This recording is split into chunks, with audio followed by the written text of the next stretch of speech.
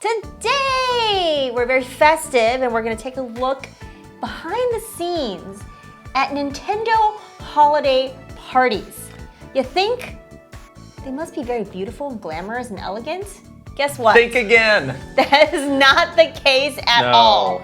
These wild stories are coming up in just a moment, but first of all, everything that we do here is made possible by our wonderful Patreon family. Thank you so much for supporting us. Yeah, we're into the holiday season. You might think, well, Patreon is a place where I can go to subscribe to get stuff like early access to this podcast and all sorts of other great things. True, but we now also have a Patreon shop where you can get other things that, I gotta say, can make some great holiday gifts. Right, you can also gift somebody a Patreon subscription.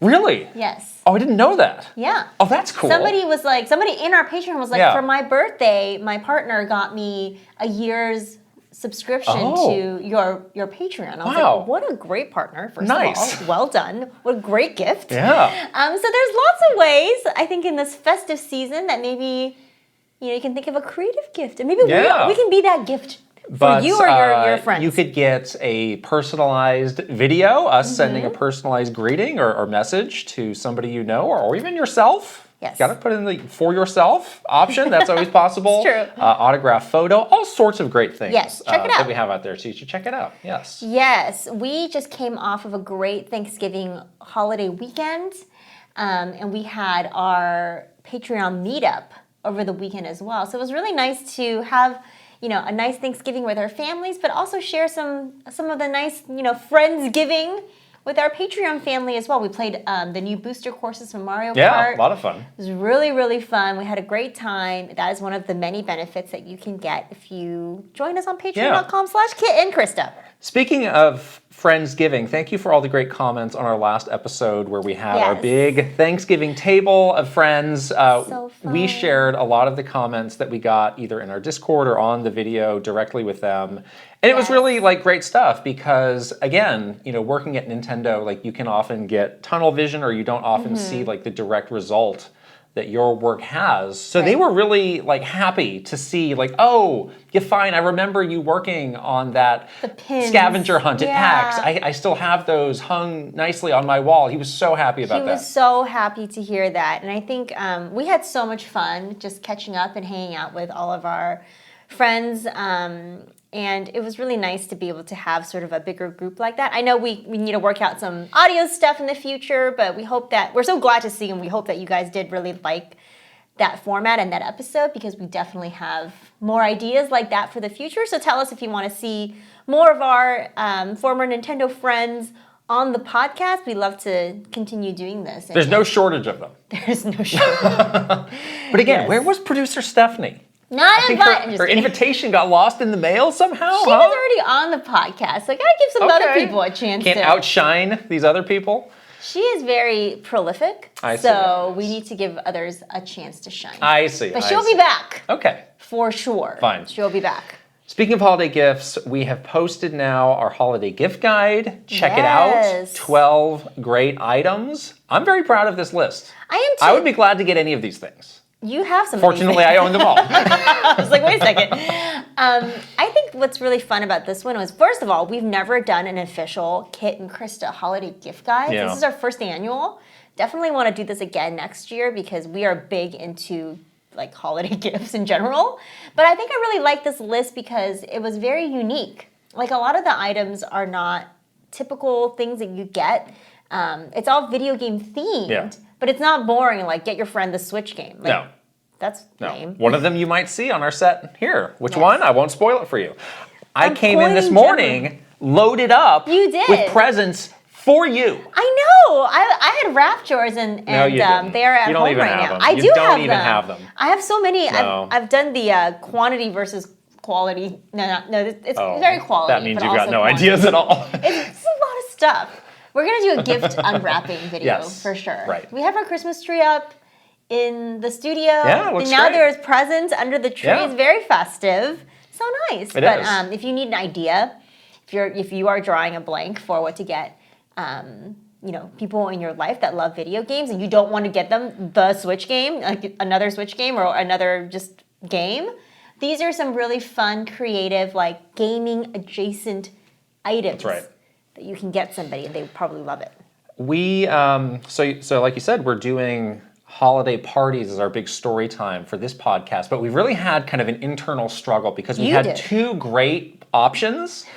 So the other option was the story of not the Game Awards, not the Spike TV Video Game Awards, the 1 year thing that happened in between that was very strange, VGX, which is an event that was cursed from the start, which I attended and saw the strangeness with my own eyes. We had to tell this story before the Game Awards, which is next week. Right. We're going to do a bonus story time video, which will be out, I don't know when, but sometime before the Game Awards. Right. We're going to tell in all of its glory this story, which is even weirder than you might think. I went back and watched. I was like, surely that show is still online somewhere. And it is. And it's even weirder than I remembered it being in the moment. This is the one where Jeff was joined by Joel McHale. That's right. Yeah. Reggie was there, kind of with a weird vibe with Jeff. I don't want to spoil all of the story, but I'm really excited to tell this one. Yeah, this is where it's like such and such existed so the other thing could fly. Like VGX failed so TGH could fly. It is kind true. of thing. Right. But it was like a weird... But it did fail.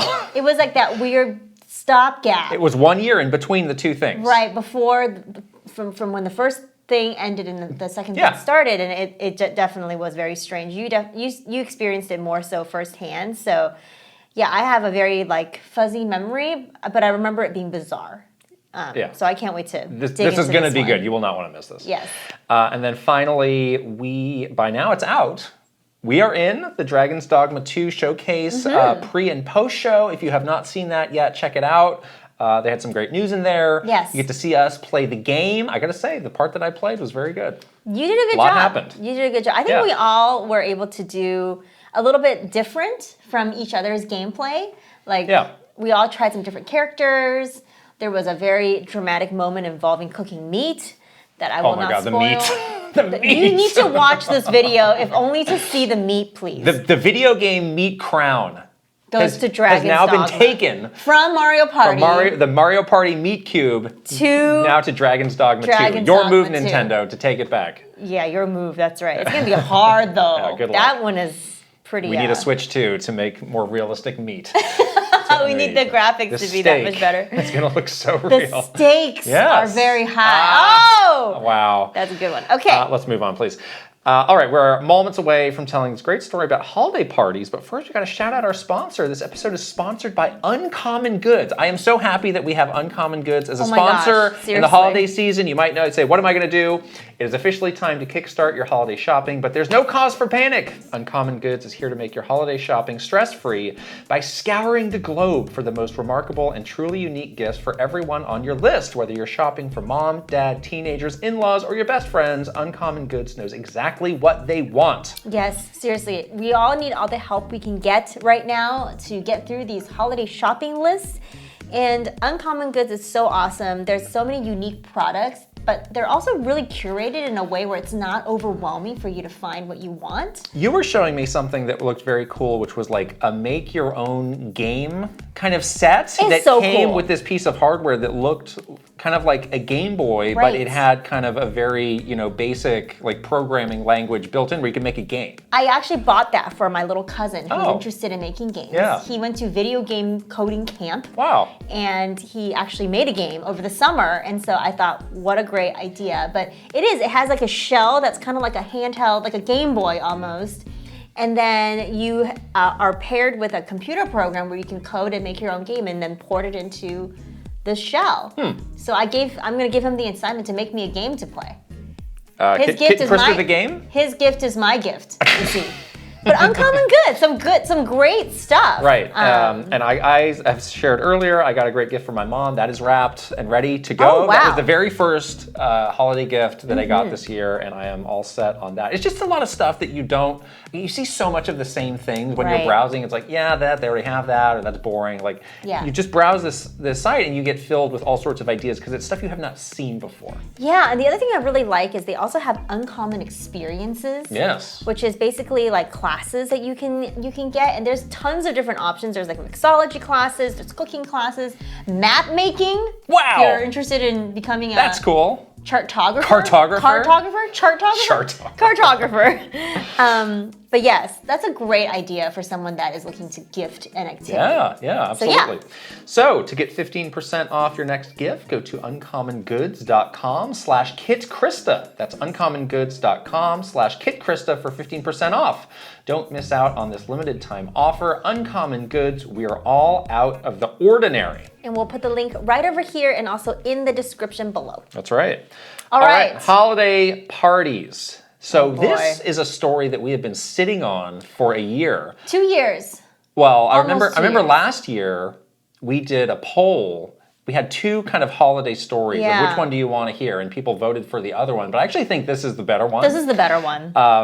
This is quite comprehensive. Oh my gosh. And it has kind of a feel-good ending to it, even though it might start off a little rocky. Yeah, it was very hit or miss. And I guess, office holiday parties are not uncommon. A lot of offices have holiday parties. Right. A lot of people would say, well, that's a nice perk. Why are you here to complain about this? Right, yeah. Well, let me tell you. We really had sort of kind of a unfair, like we were in an unfair part of the company, I guess, because our office was like a satellite office, basically. So we were in like the Redwood City office. The corporate headquarters, the Redmond office, they had a separate holiday party. Yes, the Redmond holiday party. The Redmond holiday party, which I have attended one time. Oh, really? Yes. When I was up there for something, they were like, you can just come to this. Go do some brown nosing? I didn't want to, but I was like, I'm on a business trip, so I guess Oh, you were just there. I was on a business trip. I see, So it's like, well, I guess I could go to this. Yeah, those looked, and from the people we spoke to, that seemed pretty good. And they would do it in the office. Right. So it was truly like an office holiday party. They would decorate and it looked nice. Right, they had the big Cafe Mario space, which they would transform, and they would do a good job of changing it up and making it look different. And yeah, everybody seemed to have a pretty high approval rating of those. And also the entire sort of like events team and like that team, they're in Redmond. Yeah, they had a lot of people involved in this. So they knew like how to do it, and they knew like what to bring to the office to make it feel fun and festive. They knew like the right caterers, like they knew that stuff because they lived in Seattle, like they lived in Washington State or whatever. So we were at sort of this disadvantage because we had a fair amount of people in our office, about 100 people in our office. We had sort of like a volunteer, if you guys remember from The Office, like the party planning committee. PPC. It's literally that. Is the PPC. Were you ever on this? I was on there for a very short stint. And then Tell me more. And then I like quit because it was horrible. What were you doing on the PPC? I was forced to be on it from our boss. Really? Like, he told me that I had to do it because all of the other assistants were part of it. This is when I was his assistant.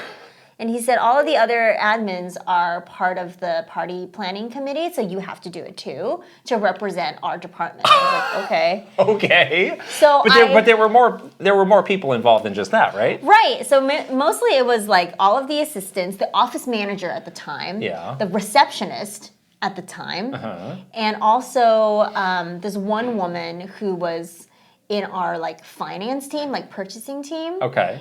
She was nuts, but she was sort of like the de facto head of the PPC. Okay. But the point is that we were not like events people. Right. Not like in Redmond where they had like the actual events team coordinate this kind of stuff. We were not, we had like other jobs. We had no idea what we were doing because we're not events people. So the parties that we had in Redwood City were vastly inferior to the Redmond party. Yes. And, I think this was kind of a trend of the Redwood City office was, we would often have these sorts of events that were meant to be like, hey, we're giving back to the employees or we're putting together something fun for the employees, but they would always kind of miss the mark in one way or the other, and they would like feel like a chore or they would not be super well put together. Right. We didn't have a big budget either for these. Not Yeah. not like Redmond. In this case, I don't think the budget was the problem for these. I think it was just like a lack of imagination, maybe, a lack of being Just able to put all the expertise. pieces together. Yeah, I don't know. because they're not events people, so of course not. I don't know. You know? So we have several examples of these that we want to take you through. Oh my gosh, yeah. The first was 2009, which was my first year, my Yep. first full year at Nintendo. Yep. And my first holiday party. I thought, wow, here we go, Nintendo holiday party. This is going to be cool. Yeah. And it was one of the most bizarre things that I have ever been to. Yeah. It was at a Community center. no, it's an athletic center. Athletic center. Which was sorry. kind of, it was like it was pretty high end athletic center, and it was kind of close to the office. Right. And you think normally a holiday party is like, well, you get to mingle with people, have some nice food and drinks. Oh no. Oh no. The entertainment had been planned for us. Right. We would be having a murder mystery Dinner. Yes. happening right plunked in the middle of this holiday party. So Yeah. sit down, get ready to solve a mystery. Right. So we were basically split into tables. Were you at my table? I was sitting right next to you. Okay, perfect. Nothing gets me in the holiday spirit like solving a murder. A murder mystery? Believe it or not, this is actually not the first murder mystery holiday party I had no. attended when I was at Konami years prior. Why do people do this? We did the exact same thing. What the heck? I don't know what the thought process is. Why murder mystery? Yes, let's get the warm and fuzzies from this murder. Yeah, it was a badly done murder mystery dinner too. Right. Like it was just awkward from the start. So we were basically at these tables. Everybody had a table, and they would have these little vignettes where the actors would come and act out a little scene, and then you would have to pay attention to what they're Right. doing, like the hired murder mystery actors, and then you would have to write down like at your table like what you think is happening. But it was weird because It's basically like an Ace Attorney game. except terrible. The actors are so bad. Right. Like they were maybe like the most It was like It was Awkward. like, well, the circus is out of season, so we're gonna do some murder mysteries on the side to keep it going.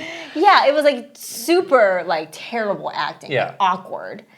The other thing that was really kind of weird is that we didn't know each other that well at the time. Like not just you and me, but like the whole office Right. was like kind of newish. So it was weird to like not have the normal mingling. It would have been nice to have that. Yeah. So there were multiple problems with this, and that was the first one, which was Yeah. it would have been nice to actually have some time outside of work to talk to people and Right. get to know them a little bit better. Right. No, No. couldn't do that because it's like everybody pay attention to this this. actor that was badly acting out this murder. Yes. Then the audience participation aspect of it. So it's like, embarrassing. if you go to like a Las Vegas show, like they'll pick people out of the seat, like, Yeah. come on up. Like if I could pay 20% more to not ever have to worry about that, I would totally do that. Yeah. Because it's always in the back of my mind of like, Like, oh, they're gonna interact with bring you. me They're up. gonna I don't interact want- with you. I have to go on stage. Oh, yeah. I'm gonna fake like a bathroom problem or something to get out of it. exactly. Or just like look around. Like, because they nothing. would like you would have to like report back like what table 9. What do you think happened? Like some people have to like go up and like do something. It's like I don't want to do this. Mm-hmm. Yeah. Let's not do this at all. It was so stressful. Right. Because yeah, you couldn't talk to anybody that was even at your table because you were supposed to be paying attention to this thing. And then you were going to get called on. And you didn't know people that well Right. at the time. It was only, the office was like early days, So it was like super, like, it was just like a weird environment to do something like this in. Yeah. Now, this holiday event and this specific murder mystery has a moment at the end that to this day haunts me a little bit. It haunts me. It really haunts me. It is like an unsolved mystery of the murder mystery. Which I can't believe this happened. maybe we'll get a little bit closer to the truth. I don't think we've ever like fully discussed this. No, because we were both traumatized by it.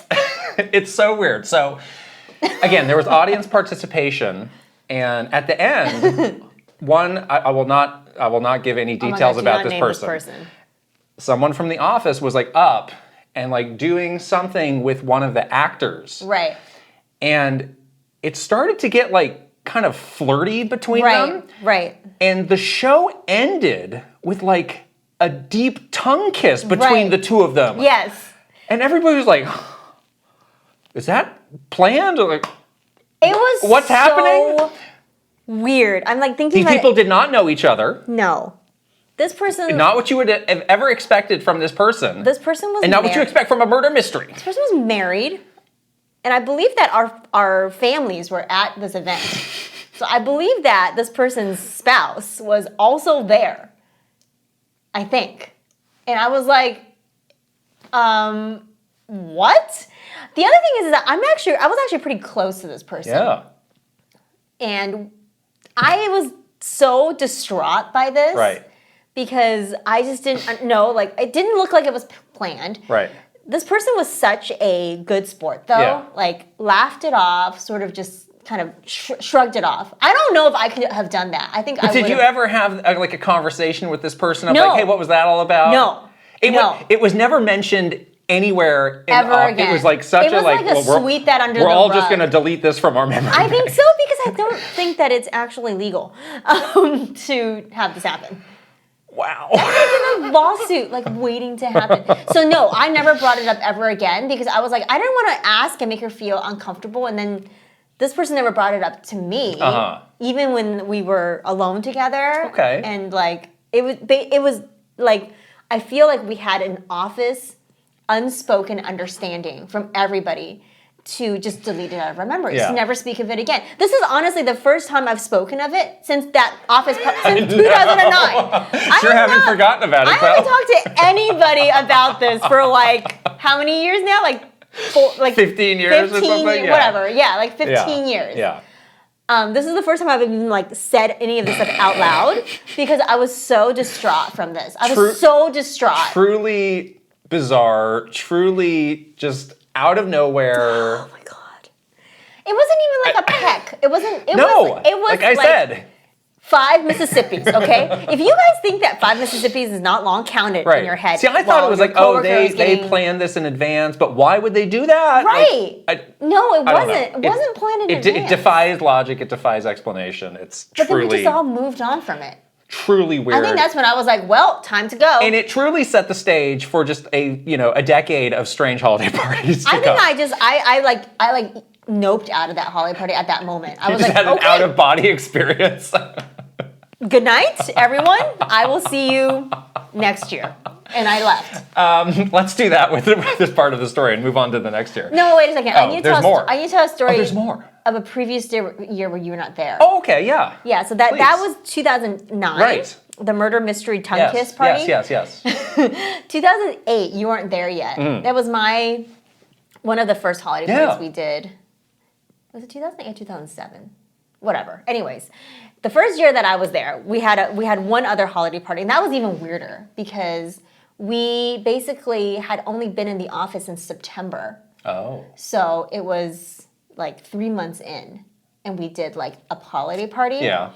And it was such like a weird holiday party where this one was a little bit more like traditional where there was like mingling and stuff. But the moment that I remember so clearly is they had this tarot card reader that was at the event as like entertainment. And you could go and get like your tarot card, like your fortune told basically as like an entertainment thing.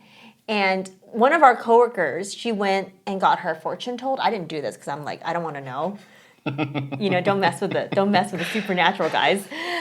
So I like avoided this.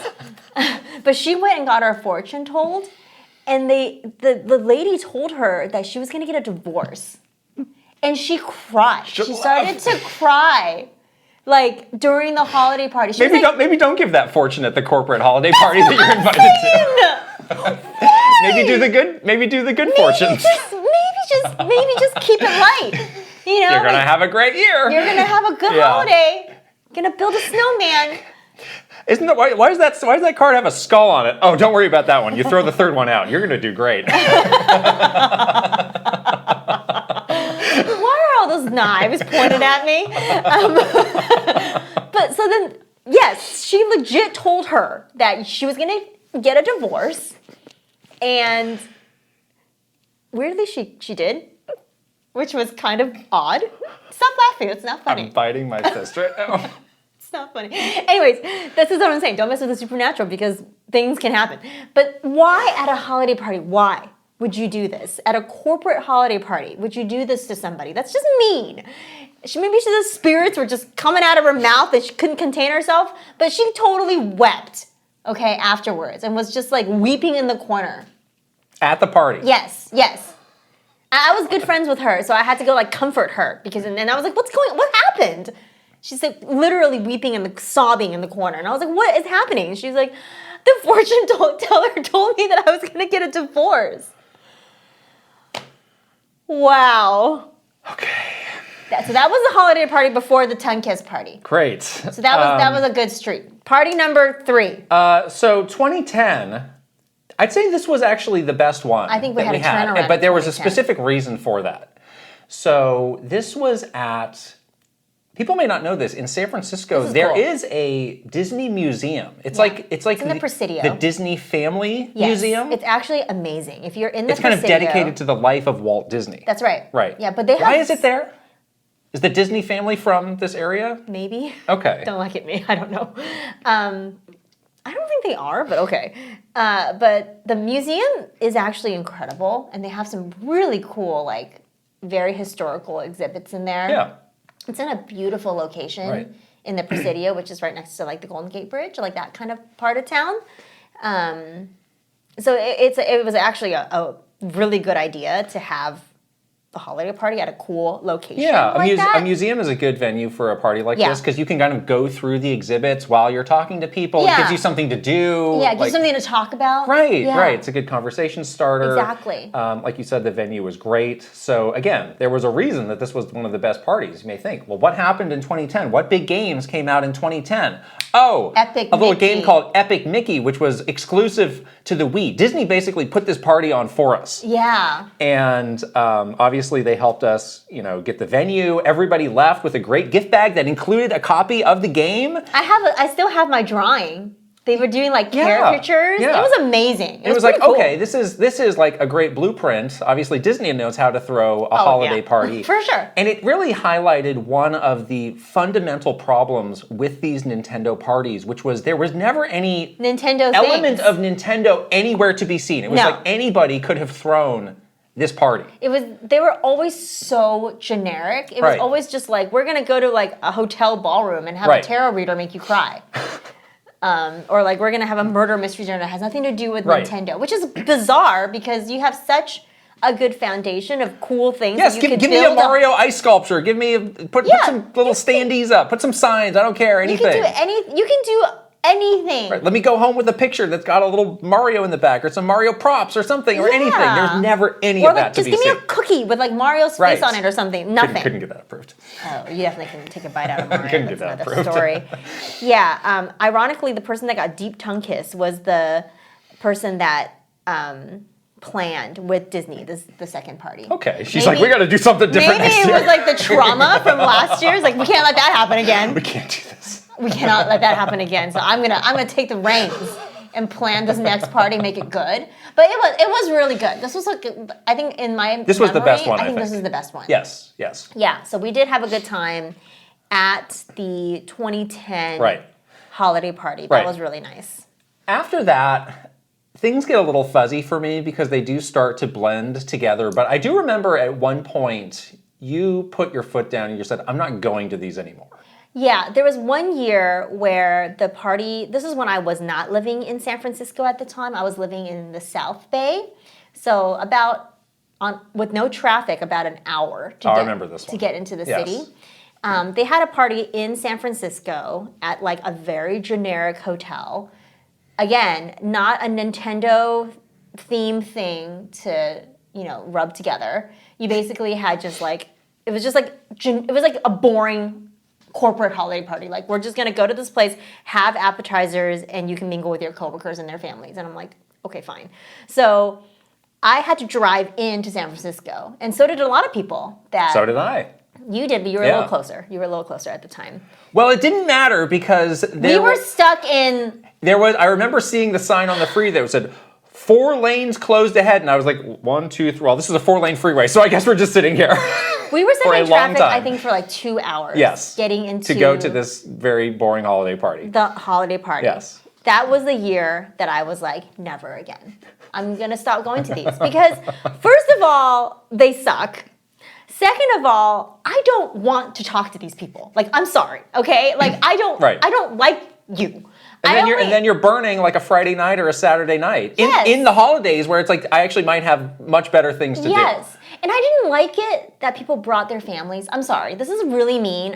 If you come at me for this, I understand because this is very mean. Like, I don't care. I don't want to make small talk with your wife. Like, I don't care about your kids. I don't care. Like, I don't like you. And it's so boring and dumb, and you just feel like you're basically just like forcing yourself to like smile through this really boring party. And I had to drive 2.5 hours to get there. That was it. Yeah, like, that was the one that was the nail in the coffin for me, because once I got there, I was pissed off. I was really annoyed. I was hungry. I was like, and then I had to make all the small talk. Probably exhausted from trying to drive there for 2.5 hours. I was really tired. Yeah. And then I had to proceed to make small talk with people's spouses for like 2 hours when they told me about like little Bobby going to preschool. And I was like, that doesn't, and then I had an out of body experience. And I was like, never. Keeps happening. Never again. I can't do this. This is where I put up the boundary. So you would think that would be like, all right, fine, like Krysta's just out on these, no big deal, whatever. But no. There was a real pressure to go to these, right. And there was actually somebody very high up on our team who, like, in the week leading up would go, like, desk to desk and be like, are you going to this holiday party? And if the answer was no, like, you would get grilled about why. You would get grilled about why. And this person would try to, like, change your mind. And you would feel like it was, like, kind of a bad career move almost. Right. And they would say that to you to your face. Like, pretty much, you know, if you said no, it would be like, well, you know, this is really important. This is a show of, you know, loyalty to the company. This is a show of solidarity to your team. Like, you need to be a team player and do this. And I would always say every year, after that party, whatever year that was, I'd be like, well, I had a gastric incident on the road in Costa Rica last week, but I thought that was a pretty good show of solidarity. But no, I guess I'll go, you know, have this mocktail. I left my mark in Costa Rica, and that was my forever solidarity to Nintendo. But yeah, like I honestly, like, I never wavered. I was really proud of myself. Yeah, you were very solid with that. And I was like, this is where I draw my boundary. Yeah, like, I cannot dedicate any more of my time and energy to this company. Like, I can't do it. Right, right. And this person would make you feel so guilty. Right, they would. And then they would do this to you, to your face, like, just basically, like, you know, daily until the party. And then also we would have weekly team meetings. Mm-hmm. And they would call you out in the team meetings. Yeah. So embarrassing. Like, such and such, Krysta's not going to the party, everybody. Like, you know, and like, why not? I think later on they knew that they had whiffed on some of these parties and were getting a little nervous about it. Yeah. Because it was like, well, we are spending on money on this. We want people to go. Right. Because there would be a lot of, like, in, like, big, like, town halls, like, they would do, like, polls, like, what do you want? What do you want us to do? And again, like, this goes back to my point of they would try to do something that was nice for you, but they just couldn't get it right. Yeah, yeah. And like, you would throw out ideas like, just give us a half day, or like, write us a check or something. No, I had an idea. I had 2 ideas. I said, give us a half day. Yeah. Because, again, you've taken so many hours out of my life at this point. Right. Like, please just give something that's useful back to me. The other idea that I had, that we actually ended up doing later, was like, get us tickets to a local game. Oh yeah, we did do that later. And then later on, we got to go to like a Warriors game, and that was really fun. That was fun. Because I complained. And you know who was the one that made the Warriors game happen? Michael Sue. From last week? Yes. Really? Yes. Mysterious Trainer Mike was Way like to go. an advocate for it afterwards. He was like, you guys have basically messed up on these team things, like these work things too many times. Did he join the PPC? He set joined, them straight? Like, he joined like the executive PPC. Oh. Like the director's level I see. PPC. And was like, look, people. Oh, wow. You done messed up. And he like he finger wagged them until they gave us Warriors tickets. Okay. And I was like, that's good. So I was not part of the executive PPC, but I was a director, which I did feel this pressure You did. as You had well to show went. up to these, because I do think it would have been some behind the scenes back channel message that I would have got from my boss of like, you really should show up to these, blah, blah, blah, would have been important. So I didn't want to go either, but I came up with a system. You had a good plan. To make this work. Do the rounds, one drink. So what I would do was I would show up kind of midway into the party and I would say, I'm going to have the most efficient 30 minutes at this party. And leave.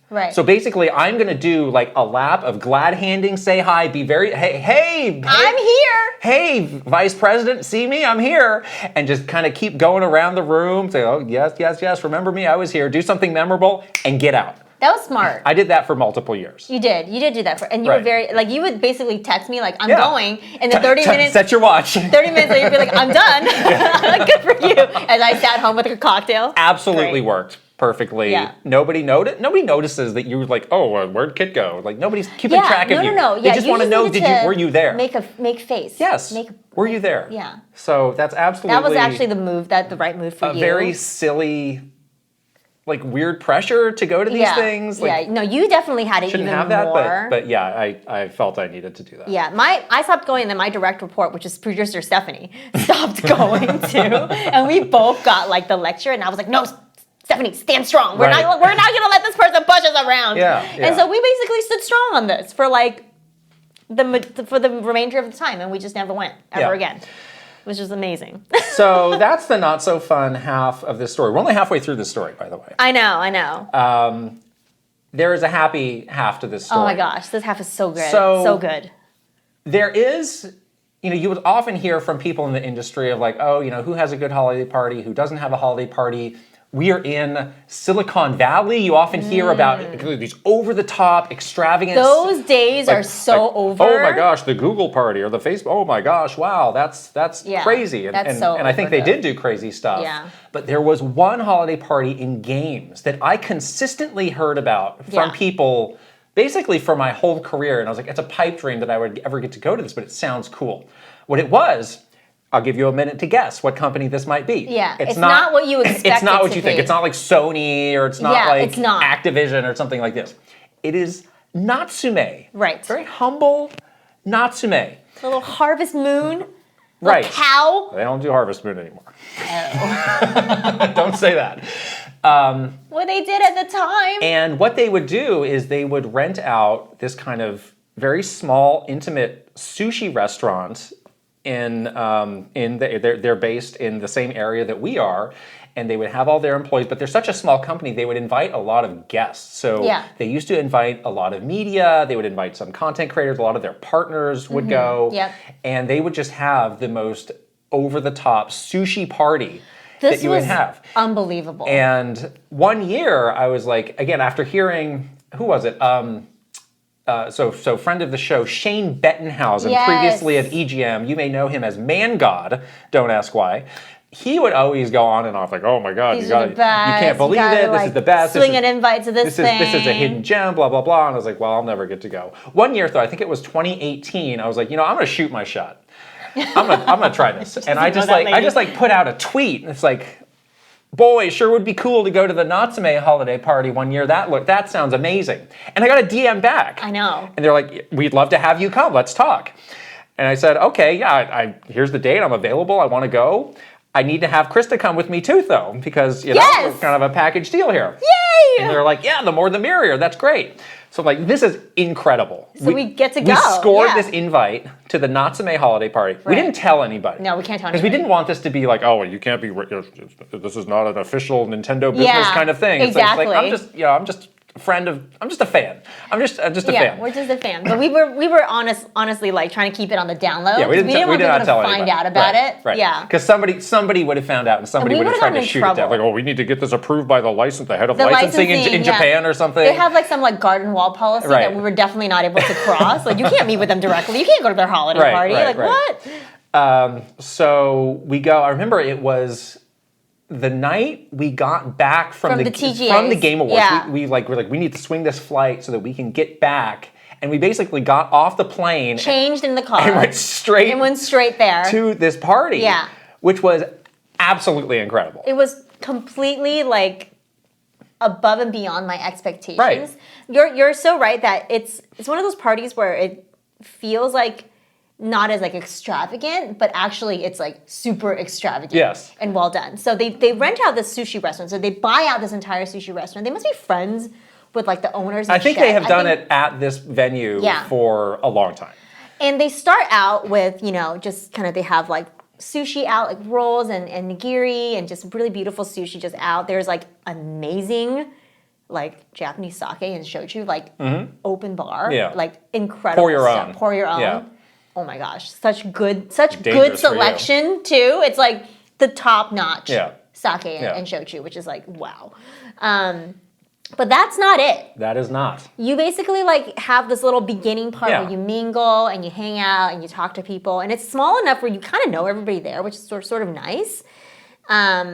And it's not like awkward or anything like that, because it's like a venue where it's easy to kind of do that. No murder mysteries were involved. But then, sort of towards the middle, they do this really special thing where they bring out a whole freaking tuna. A whole tuna. It's like bigger than you. It's like it is bigger than me. Intact. And that is the eating for the second half of the night. And then they parade this fish. Right, they bring it through the crowd. A big ceremony. Everybody sort of like does like a little lucky pat on the tuna. Like it's like this big butterball, of a tuna. It's massive. And they like kind of do this little ceremony parading, and the sushi chef like holds up this giant, like there's multiple people holding this up because it's so big. And then they go behind the bar. And then he goes to work and he's just like handing out plates. Yeah. And it's incredible. And you can ask him to do whatever. He can make you sashimi, he can make you rolls, he can make you hand rolls. He can make you like shaved, like whatever you need. Negitoro. Right.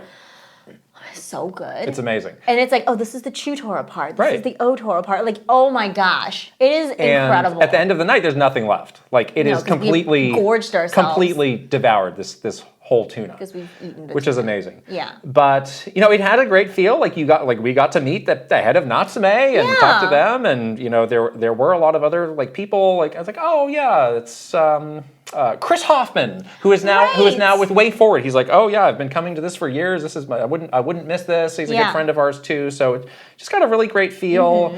I think they enjoyed having someone from Nintendo there, even though we were there like under some wraps. Dubious terms. We never got in trouble for it, but we were never because we didn't never told anyone. We never made a big deal out of it. Yeah, we never told anyone. We like kept it a secret. Yeah, but we went to that for 2 years and had a great time. But then the pandemic hit, and I don't know what became of the Natsume holiday party. They may have used that and rethought things or done something else, because they were telling us, they're like, oh, when you're invited to this, you're invited for life. For life. Yeah. You don't get off this list. I'm like, yes. So we did get on the list for the next year after we had secured our positions that previous year. Yes. But yes, 2020 was the pandemic. Right. And we haven't heard peep and since. I haven't heard of people going to this, so I don't know, sadly, what has we need to become of it. Poke around a little bit and see what's what. Maybe that's why we're doing this episode now.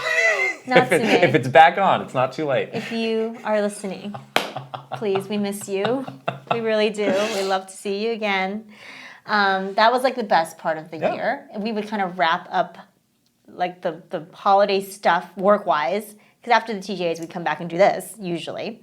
And then we would go on like a nice long holiday break afterwards, and it was really nice. Yes. It was a good way to wrap it up. And then since I stopped going to the Nintendo ones, I was so much happier and mentally more calm. So I would be fine. I was fine after that. Like, after that year. It is possible to have a nice holiday party. Yes, I was also very lucky that I did get to go to some of those tech parties. Those were good for you. Really ridiculous. We'll never have that again. That season of these holiday parties, I honestly think are gone forever. It's like E3 is gone forever. Like corporate extravagance, I think is gone. What about the Kit and Krysta Never a Minute Corporation holiday party? It's going to be at Benihana's. So our new office is mysteriously extremely close to a Benihana, which is my favorite restaurant in the entire world. We're absolutely going to Benihana. That's what we're doing for the holiday party. Yes. Yes, we're going to Benihana's. Yes. It's going to be great. So there you go. We're going to have a Benihana Christmas also. Perfect. It's going to be great. Very happy with that. Yeah. Wow. It was very cathartic to get that out. Been holding on to that for a year. Incredible for multiple years, yeah. It's going to be great. If you have been to an interesting, bizarre, macabre holiday party, please leave us a comment. Yes, we'd love to hear it. Let's let the holiday cheer continue. We put out a call to our Patreon subscribers, not about holiday parties, but about holiday gifts. Yes. Again, we've been talking about holiday gifts, gift guides. We just asked them, what is the single greatest video game gift you have ever received or given? Oh, that's nice. Nobody wrote in about a gift that they gave. It's all about stuff they got. So let's regale you with some of these stories. These are good. Tay120N64 is first. One of my favorite Christmas memories is from 2001 after the launch of the GameCube. I opened my gifts and received Luigi's Mansion with the strategy guide. My parents knew I was saving my money for a GameCube, and even though I couldn't play it right away, I was so excited to already have a game for it. After everyone was done opening presents, my dad asked me to get a trash bag to clean up. I went into the kitchen and pulled the trash can out of the way, and there was a GameCube in the cabinet. I turned around to see my dad in the doorway laughing. I spent the whole rest of the day marveling at the incredible graphical detail of Luigi opening a door in Luigi's Mansion. It ruled. That is a special story. That's so nice. I love that story. I love a good Christmas surprise. Yes. You know, that's a good one. Paul Gale's next.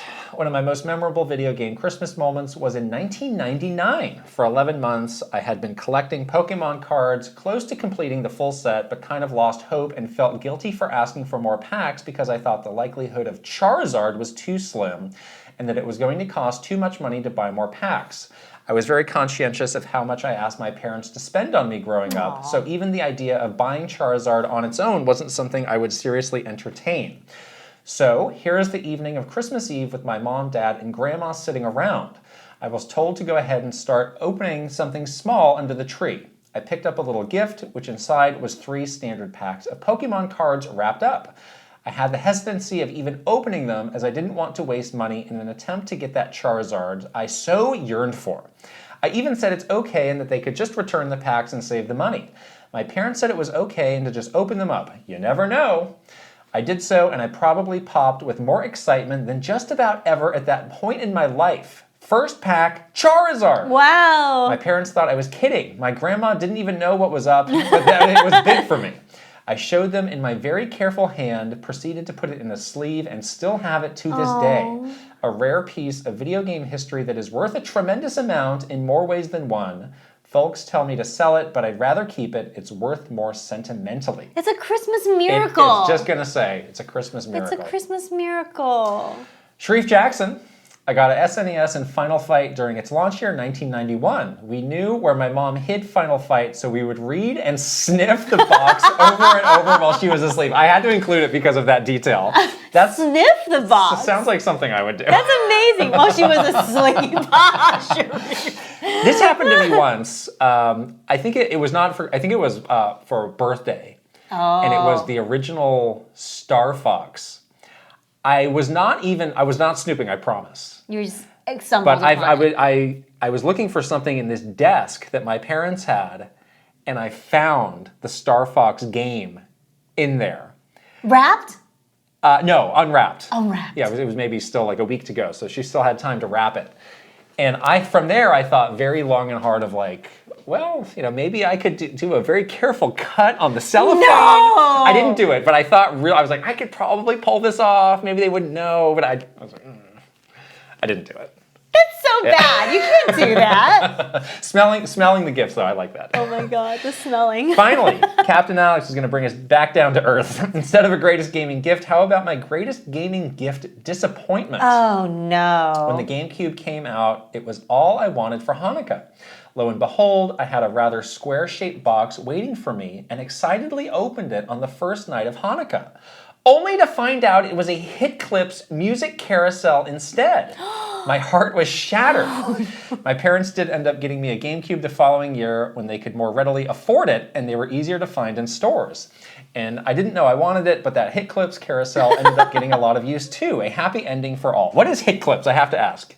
Is that like the CD player where you like, it like has like multiple discs in it and you can change, it like goes through, like it's like that stack of, you can put like multiple CDs in it and it goes through all of it? I think that's what that is. I'm going to Google this right now. I'm pretty sure that's what it is. Hit Clips. This is great podcasting right here. Let's see. Yeah, it kind of looks like a... Yeah, you put multiple Okay. CDs in it, and then you can like play like a long playlist. Like I it see. scrambles them. Oh, but it comes with these little like cartridges maybe that are songs. Yeah, exactly. It's like when they sold like episodes of TV shows Right. on like Game Boy cartridges. Right. Okay. Exactly. Well, that's an interesting bit of history right there. Okay. Oh, Tiger. Oh, they made all sorts of interesting Tiger had junk. good stuff. Yeah, this is The, what. the spy gear. Oh, That was good. Yes. they had like walkie-talkies. Yeah. Right. Yeah.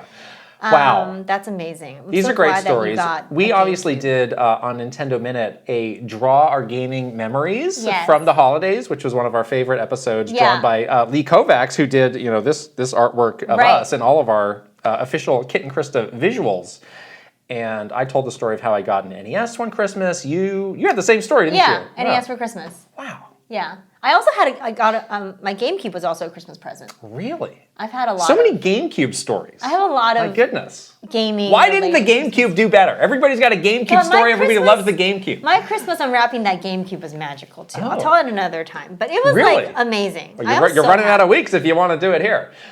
Did you so did you good. sniff it in your mom's closet? I didn't sniff it. You gotta sniff it. It was so cool to get it though. It was so fun. Yeah. Wow, that is some Yeah. special stuff. I am got all the warm and fuzzies here. We have some new games that we're playing, which we'll Yes. get to in just a moment. First, we have another sponsor to shout out. This episode is sponsored by BetterHelp. We just had, obviously, Thanksgiving. I had a big get-together at my house this year, hosting multiple family members all together. It was a good time, but I gotta say, it was a little stressful, It can be stressful. getting there because there's a lot to do. Everybody's counting on you. It's different family members who Mingling? who maybe don't come together very often. You worry about that, or it's like, oh, this person I haven't seen in a while. How's that going to go? What are we going to talk about? It's just a stressful time in general. It is.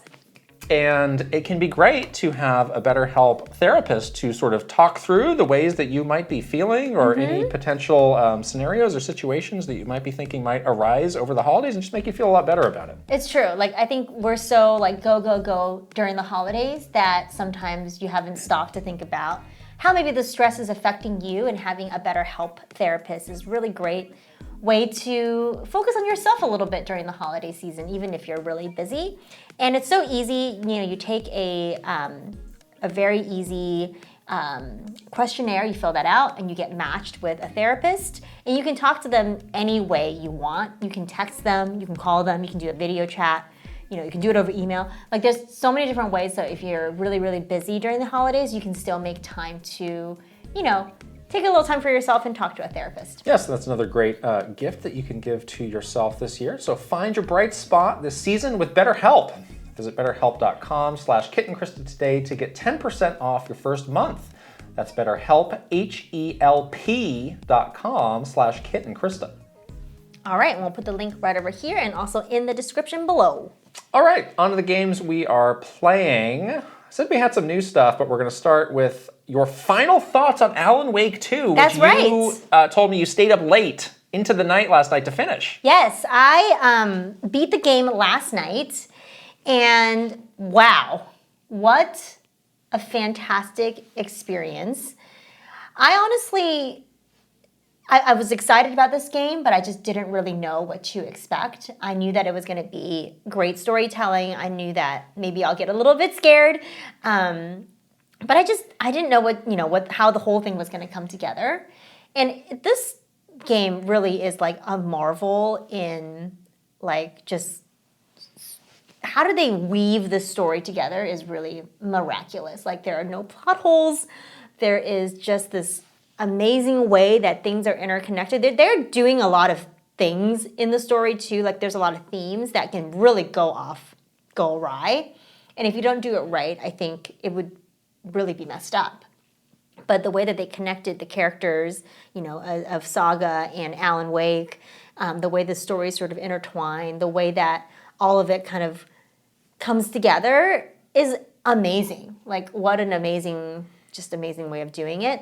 I really am just like still trying to wrap my head around this thing because it was just such an incredible experience. And then the other thing that I really loved about this game is like how music plays such a weirdly important part in it. And I didn't expect this going in. Like they have fully done like almost like an album. Like there's like a lot of songs. Like after every sort of chapter end, you have like a like musical interlude. And it's all done by the same... Different artists. Different artists, okay. Yeah. All, lyrics with like original songwriting. There is sort of a part of the game that's very like rooted in this one artist and this one like rock group that I definitely was not expecting. Like it was almost like a bizarre, almost like humorous part of the game that I just didn't expect. But I think it like really made it feel like a little lighter because it was so like dark and scary. And the music is legit so good. Like you can listen to the radio after you unlock all the tracks, and it just like it will play like a full-on album of all the songs in the game, and they're incredible. They're like really legit good songs. Like can one of these songs win a Grammy because they're really good? Yeah, the music was just like a surprise, and then like lastly, like just like the atmosphere of this game was just so amazing. Like you think like, okay, yes, this is a horror, survival horror. It's gonna be dark and you're at night all the time. But no, they do such a great job with like lighting. Like there's a lot of parts of the game that take place like in the early morning, where you have like a bit of light like coming through the woods when you're at like Cauldron Lake. Like the atmosphere in this game is so well done, where you feel like there's a lot of change of like what's happening, like days are moving, time is passing, but it still has like this sort of ominous feeling to it. So anyways, all in all, I love this game. I know it's nominated for Game of the Year award. Yeah. You were saying like maybe there's a recency bias. Well, I haven't played it, so I don't know. It seems like people love this game. I think that helps. This has a real shot. Could it win? Of taking it. Could it win? Really? I think so. Oh wow. I think so. Like it has a real shot. I wouldn't say. I think the one thing that's nominated that doesn't have a chance is Resident Evil. Yeah. I think everything else that's nominated has a shot. I think you can make a strong argument for all of those games. Yeah. And it's going to be down to this game and Baldur's Gate. This seems to be, doing a lot of really unique things just in games of like pushing the medium forward kind of stuff. Also the live from what action I can tell stuff from you. too. Yeah, that seems to have become like a real trademark of Remedy because I remember Control did that too. And you didn't find that like cheesy or off-putting? No, because before I was saying like if you do that wrong, it can be very jarring for the player. How do they use it in this? It's like a lot of the cutscenes are. Is it of those characters? Yes. Oh. And you can't even tell. So they must have used those people to build to do the motion capture. The models Absolutely. of the. Oh, that's interesting. But it's so like you had so much close-ups of the in-game characters' faces in this. Like a lot of the times you're like looking like right into like Saga's eyes. And then they'll switch over to like, real, like real footage. It's neat. And you can't like legit cannot tell. It's amazing. How did they do that? Yeah, they must have been interested in this for a long time because I remember when the Xbox One was announced, they had that project. Now I'm blanking on the name of it. That I think it was going to be like part game, part TV show. Oh. So they do have this interest in like live action tying into games. Yeah. And I remember Control had a lot of that. Control had a lot of that. I don't know what the first people listening will know better than us. Like what was the first time they did this? Right. But it is an interesting kind of obsession. It's a signature for them now. It's like a very Remedy thing to do, and they just do it so well. Like. Where you don't feel taken out of that experience at all by a live action. I don't like. I remember in Spider-Man 2, they would have like a photograph, and it was like a real photograph. I was like, I don't like this. Yeah. Why did you choose to do this? Right. So it's often like not the best choice, but it sounds like they can do it better than everybody. It's amazing. It truly is like so well done. So I think, I was thinking about this, like what sort of unique aspects does this have? Because I think the thing that Baldur's Gate has in spades is like they really like sort of revamped this old genre and made it like super popular again and like just really like kind of pushed something to like the next level. Yeah. But I think they're doing that too here. So okay. I think it has a real shot. I think it had, I would not be surprised if this took it, honestly. Yeah. I wouldn't be surprised. I am interested in this. I don't think I'm gonna play it this year. I'm just Yeah. not feeling very in the mood for something horror-y at the moment. It was scary. Maybe like a Halloween next year, I might feel more inclined, or who knows? I played this whole game with my dog Chili next to me, and I jump so much that it would scare her. So I felt kind of bad for her. Yeah. Every time I jumped, she'd be like, she would jump too, you know? They don't have a no jump scare mode in the menus. You're gonna be jumpy. There are some moments where I legit was pretty scared. So it was tough. You're really wishy-washy on how scary this game is. It started out okay, and the ending 30% was pretty bad. Oh no. There was a lot of chasing. You know, I don't like being chased at all. Yeah. I actually looked up both chase scenes. I watched a video of it before I did it, because I would be so scared that I would just die because I would be like frozen. Panic. I'd be frozen. Yeah. I wouldn't know where to go, and I'd be so disoriented. I'd just stand there, and then it would get me, and I would die. And so I basically would watch a video of where to go because I was too scared. That's fine. So I did that for both of like the big chase scenes, because I can't do it. Yeah. I can't do the chase scenes. Everything else, honestly, was fine. I definitely felt better playing as Saga, and I did not feel as good playing as Alan, because I don't know, that character felt a bit more like a Resident Evil character, where you just don't feel as capable. You know, it's not like a Leon where Saga's like a Leon, where you're like, she's an FBI agent. She knows what to do. Like she knows she can do this. Yeah. She's okay. She's very calm. Like Alan is like struggling with his own An author. Yeah, he's not I just don't feel like he One step up from podcaster in terms of weeniness. Definitely a weenie. I mean, he had a weapon, but he talk these monsters to death. I know. Well, let me tell you the thing about that. But then he would also get really scared. He would get scared. He would get scared, and then it would scare me. Oh, that's good. Actually, like the in-game character getting scared and having an actual reaction. He would be really scared. That's smart. And he would be like, you can tell he was like struggling with like the darkness in himself, you know? Yeah. Anyways, so yeah, the last 30% of the game was pretty scary. Okay. That's where it turned to true horror. But the 70% was okay. Okay. I loved it though. It's great. Well, what now? And I need a happy game now. We have 2 weeks. We're recording our Game of the Year podcast 2 weeks from today. So what are you going to do with these 2 weeks? I got to play Super Mario RPG. Oh, yeah. I have to play that game before we record it. And what else then? am I missing? Back to Baldur's Gate? Back to Baldur's Gate. I can probably put in a couple more You're going to be so lost there. when you go back to Baldur's Gate I'm okay. 3 months later? I'm at the part where I'm going through that cave right now.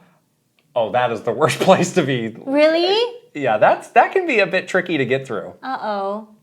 I still say you should leave the cave and take the other path. Okay, I just started the cave, so maybe I can do Yeah, that. I think you should just get out of that cave. Just get out of the cave. That cave was a bit tricky to navigate. Okay. Yeah. But yeah, I was asking you, like, what else am I missing? I played so many games today. I feel like we are pretty good. Should I play Assassin's Creed? If you want to. I kind of feel like that's another one that I should you can just get play. You can get a great sale on it if you buy it like today. I know. I feel like it's on Cyber sale. Monday. Oh, that's today. I bought something on one of these Black Friday sales. You did? Which is a game that I have been saying I'm going to play for about 6 months now. It's Star Wars Jedi Survivor. Yeah. And that's a game I'm playing now. And it's great because again, as we get ready for Game of the Year, that was one of the bigger releases. Right. I was like, I really should check that out. And I wanted to check it out. I'm a huge Star Wars fan. I was kind of middling on the last game, but I really do love Respawn, so I wanted to give them another shot. Mm-hmm. And this game is pretty different from the first game, I'm finding. The first game, where I kind of noped out of it, was it had these dungeons, which were very much like traditional Zelda dungeons. Oh, so very puzzly? Yes, which is things that I struggle with. And it was a lot of like, use your force to move this big rock ball and put it in it was like stuff that like Link would do with like, Ultra Hand. And I was like, yeah. Oh, how interesting. I did not think that. I'm here to do lightsaber moves. I was going to say, it's a force battle. throws. Yeah. And I was like, I just don't. And they got kind of hard for me. So I was like, I just don't. This is not what I'm here for. So I noped out of that. And in that game, I also didn't love the main character. I just couldn't connect with him very well. Like that is kind of him becoming a Jedi, so he felt kind of like a little annoying at times. But this sequel is very different in a lot of ways. It's a different style of game. You go to a lot fewer areas, I feel. Like I've been playing this game, I've probably played like 10 or 12 hours so far, and I've only been to like 2 areas that are really big. Is it open, like completely open? No. Okay. But there's a lot of different ways to go and options for exploring it, and it is kind of like a mini like Metroid-y type experience where it's like, well, you don't think you can go here until you get this thing, and then this whole area opens up. Retroversing. So it's a very intricate game design. We will get back to the game design in a moment. The character, strangely, I like a lot more now. And it's hard for me to put my finger on. I think it's just more being like a little bit generic in the beginning and in the trailers. Is there more personality now? He's just a more like assured character now. Okay. He is like the full-on, proper Jedi. Confident. So I think he just has a lot more confidence, and he does kind of have a bit more of that good Star Wars thing where he can be a little quippy, balancing the lightheartedness. He does have his droid, BD, which is like one of the cutest droids that they've made. You need a cute thing in any Star Wars. Super cute droid. So I that was one of my first reactions. Was like, yeah, this is pretty. Those dungeons are not there. Thank goodness. There are occasionally optional dungeony things that you can do. I've done a couple of those. Were those puzzly? That are puzzly. Aha. I haven't had too much trouble with those. And again, they're optional. You do get sort of a bonus item for going through it. But I have not felt a lot of frustration with those. I felt completely fine with those, which is good. All of the action feels great. You can now get different stances. So he's got a pretty cool lightsaber. He can do it single lightsaber. Okay. He can put 2 of them together to make like a Darth Maul kind of thing. Yeah. He can do a double lightsaber. Like Ahsoka? And I just got a new stance, which I'm very interested to try out, which is lightsaber plus blaster. Oh. Which is very much like a Dragon Ishin, where you had a gun and a katana. And I just got that, and that's a very, it's like, oh, Jedi don't use blasters. It's like a Star Wars thing. Right. And they even talked about it. He's like, hey, Jedi don't use these. And his buddy's like, hey, we gotta get whatever edge we can. Yeah, get with the times. Don't turn it down. So I'm pretty eager to check that out. I think I'm going to try with that because you have to commit. You can only have 2 stances at a time. Oh. So you kind of have to commit. And there's a pretty big upgrade tree where you can upgrade, just normal stuff like your life or your health, but then all of the different stances you can upgrade. So I'm pretty much focused on just the single lightsaber one. What color is his lightsaber? You can change the color. What colors did you put yours at? I initially went with colorless, white? Which is kind of like white because you don't really see that much in the movies. I was like, let me see how that looks, but it looked kind of boring, just kind of gray. Okay. So now I have a dark blue. That's good. Yeah, you can't pick red. You can't pick red. I was going to say. Red is bad. You can't pick red. Orange lightsabers, that was in Ahsoka. That's a hot new thing. I didn't want to do that. Dark saber? Is there a dark saber? No, there's no dark saber. There's no dark saber. They can't have that.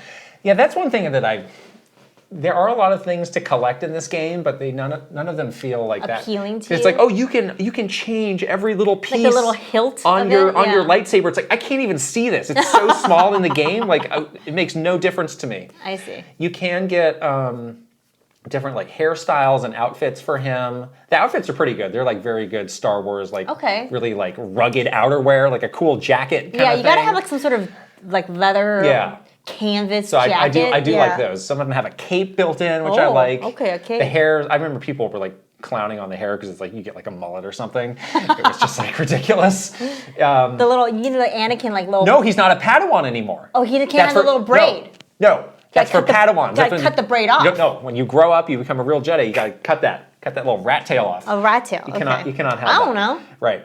So most of the pieces of this game are great. The game looks great. The story seems pretty solid. There are some interesting things that I want to see, like where they're going with it. Like you found this guy who was like, they have those like healing tanks. Yes. The Bacta tanks. Bactas, yes. You find this guy in a Bacta tank who's from like hundreds of years ago. He's just been sitting in this tank. So he's from like a different era, but you finally let him out and you're like, are you good? Are you evil? I don't know what your deal is. And he runs away. How interesting. So we're trying to find out the truth about him. This game has a huge flaw though. Oh no. Massive flaw. No maps? That is so I can't believe that this stuff got through. What happened? This is an EA game. The EA loves focus tests more than any other company. Like, they make games by focus tests. What happened? The level design in this game is so bad. What? And so boneheaded. It sometimes really drives me crazy. What do you mean? So the game leads you in the wrong directions. Like, level design is a pretty, there's definitely an art to it of, I'm going to lead the player down the right path. Right. So I have these pretty big open areas, but there will just be, oh, here's a big open area over here, and everything is indicating that I should go that way. And you'd go all the way down and nothing there? It's just a massive dead end. But you think, oh, no, this is definitely where I need to be. What do I need to do to trigger this thing? And he'll even have, dialogue of, oh, the elevator's not working. How could I get it back? It's not, you don't use it. There's no point. Then why? I don't know. And this has happened to me enough.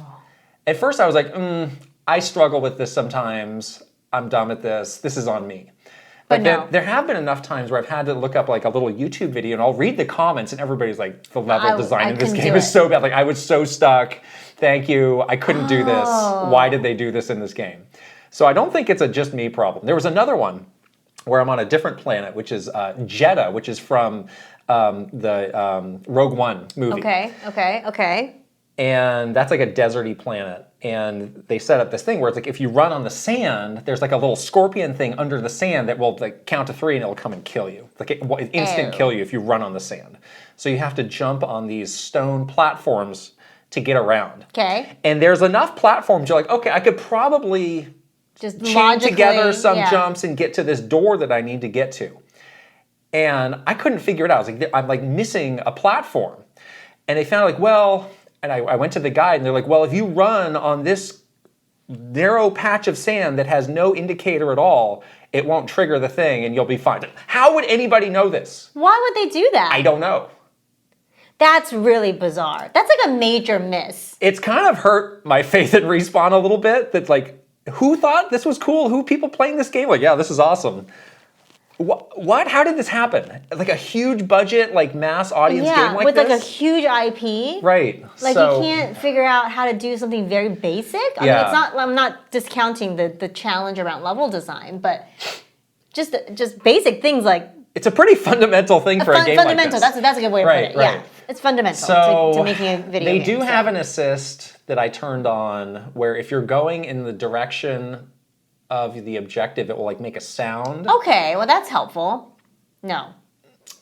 It's better than nothing, but it just seems to be going off all the time, no matter which way I'm facing. It's like this shrine the shrine detector. You're what? I don't know, man.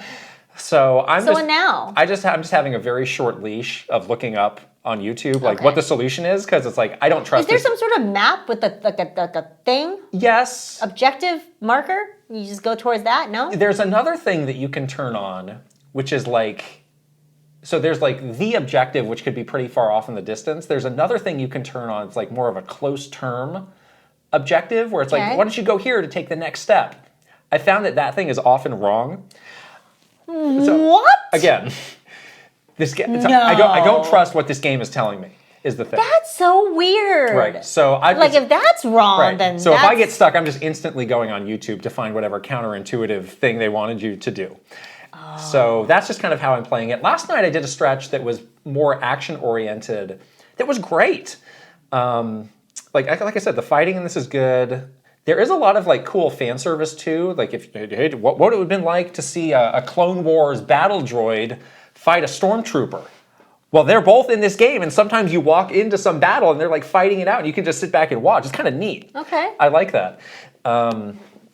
So this game has a lot going for it, but that one thing really holds it back. Well, that's a pretty big deal. Really holds it back. That's a pretty, that's a major this game, miss. I remember when this game first came out, it had a lot of bugs. Okay. It does still have some bugs that I have encountered. There was one thing where there's a house that had a laser door on it that I guess you're not supposed to get up to. I walked up straight through it, and I just went right through it. And I was like, hey, how do I get out of here to turn it off? And they're like, oh, you actually not are supposed to get in there until way later in the game, until you get some skill. So I just had to turn it off and reload my save. Oh no. So okay. This game's not perfect. Okay. But There are some good parts about it. What I like, I do like. Yeah. I'm going to keep going with it. I don't think it's super long. Yeah. A part of me likes that I kind of like flawed games in some ways, just not when they're Fundamentally frustrating. flawed? Not when they're super frustrating like that. But now that I know, I can work around it, I feel. Well, you're really giving this game a lot of leeway. There were times where I was like... This is where the IP has a hold on There you. were a couple times I was like, I'm done with this. But then a cool stretch would come. That's what I'm saying. Like, you are such like a fanboy of Star Wars. You're giving an extra leash, I won't deny that. That's fine. Well, good for them. They're lucky. Yes. That the IP is keeping it afloat. Because if this was any other game that had this terrible... I haven't played this game, but if it had, as you described, to be this kind of level design, like, people would nope out of it so fast. Yeah. If you were some, like, random game that had something like this, it would be a no. Yeah, I don't know. I mean, this was not a problem in like Titanfall 2, which was an amazing game. Oh, that's a great game. They didn't have this problem. I imagine there's different people working on this because this is not a first-person shooter. This is a third-person action-adventure game. Yeah. I don't know. Wow, that's amazing to me that could slide in this day and age, honestly. But anyways. Yeah, I don't know. All right. There's one more game that is new that we are both playing, which is Monster Hunter Now. Yes. Which is a new-ish. Well, Semi-new, was new once. Yeah, was new once. Mobile game. Mobile game. Which is made by Niantic, obviously, who makes Pokemon Go. I got turned on to this game from the 84 podcast, who is very into Monster Hunter, all things Monster Hunter. I'm also and they were talking Monster about this. Hunter. Well, let's check it out. This was a sort of a fun thing to check out over the break, but it's pretty cool. It is really cool. I have been spending, as you know, we've both been spending, but I've been spending a lot of time with the Capcom friends. Yeah, recently. You really have. I know. I've just been like sitting in their office without any good reason. But yeah, I've just every time I go there, I see all their Monster Hunter stuff. I'm like, man, I miss that game. You want to pick up that giant sword they have. I tried to pick it up. It was very heavy. It's heavy. I could not do it by myself. Yeah. But I am missing. I'm like trying to scratch like a Monster Hunter itch. And then, of course, we were both like, our interests were piqued by this game. We both played a ton of Pokemon Go together. So we have been playing this game over like the Thanksgiving break. We're both like pretty like in it now, I would say. Yeah. And this game is like really fun. It's amazing how, they were able to translate some of the core things in a Monster Hunter game into this mobile experience where it still feels like a Monster Hunter game. Like you still do all the cool things like, fighting monsters, getting their parts, making weapons, making your armor. And excuse me, I was like immediately like sucked into like, oh, okay, I need to hunt like 1 million of these so I can get the armor set, like immediately, like I do with Monster Hunter. And then obviously it still has sort of the, the Niantic style of like, walking around. Location-based things. Yeah, so it's great. Yeah, you walk around and you can see different monsters and also different points to like harvest materials. Yeah. And like the battles are pretty close to a real Monster Hunter battle. Obviously they're meant to be much more streamlined, but you can like, square up with a monster and, dodge attacks from it and do attacks yourself. You have specials. You can break different parts of its body, which will give you more materials later on once you defeat it. You can do it multiplayer. We have not had a chance to try that out yet, but I think we're going to. I just unlocked the ability. They start you out with a sword and shield, which I think is a good choice for people. Right. I just unlocked the Greatsword, which I had been looking forward to getting, but now I think I'm going to go back to the Sword and Shield just because it's, it is in true Monster Hunter fashion. Like slow. Very slow to swing this sword, and like you're just like tapping on the screen to do attacks. Like I like the Sword and Shield, like tap, tap, tap, tap, tap, tap, take this, and it does also make it easier to do the dodges from the enemies, but I imagine if you're doing like harder enemies in a multiplayer setting, like in Monster Hunter, every weapon has a role. Right. So it's very easy to switch weapons. So I could see myself like, well, by myself, I'll use this, but now with a group, I'll switch over to that, Yeah, the weapons I find are like pretty fun. And I like the way that you, quote, like attack in the game or like fight the actual monsters because it does have some skill. You're tapping, obviously, to like attack, but There's specials that you can do to like charge it up, and you can do a special. Mm-hmm. If you do like a perfect dodge, like there's like the slow-mo effect that happens where you can do like extra damage. And then you do get more rewards if you beat a monster within a certain time frame. Yeah. And then you get more like drops basically from it. And then the breaking is like very Monster Hunter. I'm like, can I cut a tail off? Because I always like to do that. You can get tails. You can get tails. Yeah. You can break the head and get like the headpiece. Right. So all of that translates really well in this game. You also get a little palico friend. Yes. Who like wanders around with you and helps you like gather things. And so they really did a great job, like, making sort of the core Monster Hunter elements, like, and bringing that to like a mobile experience. Yeah, and there seems to be a lot of gear, and the gear will give you like certain abilities. So I got one that lets you like lock on to different parts of the monster if you want to be sure, like, oh, I want to break the head, so I just want to attack there instead of trying to aim it. Yeah. So I have not yet gotten into that thing of like, I need to get this set. I learned the hard way about that years ago. You had a traumatic experience. I'm more easygoing about the armor now, but the weapons are cool. There's a lot more. The hammer was the one that I wanted to work towards. They don't have every Monster Hunter weapon. Like they don't have the hunting horn. Right. But they do have a good, like, I think there's like 6 or 7 different weapon types that you can get. So I need to unlock. I've only unlocked those 2 so far. But this game's really cool. Like if you like Monster Hunter, if you like Pokemon Go, we both played Pokemon Go pretty heavily, like in chunks of time. We'd play it really heavy, take a break, and then come back and play it really heavy again. It's just a lot of fun, and it's a good reminder of what makes Monster Hunter cool. Yeah, exactly. And I did get my butt handed to me by a huge 5-star monster, so I'm looking for a multiplayer friend to help me. So that's you. Yeah. So we're gonna try that later. But yes, they do get tough, those monsters. Right. Well, that's the games we are playing. I gotta say, the news section this week. Very light. It's a little weak.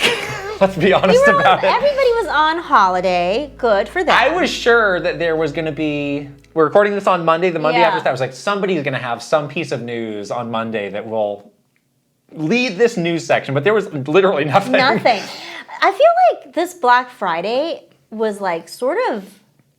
There was not like a lot happening. Like people, other people were saying like, did this Black Friday like kind of suck because like. People didn't seem to have like the wow, what a great deal. What's this and that. We would often have people come into Nintendo and present to us of like, here are the Black Friday trends or the holiday shopping trends from consumers.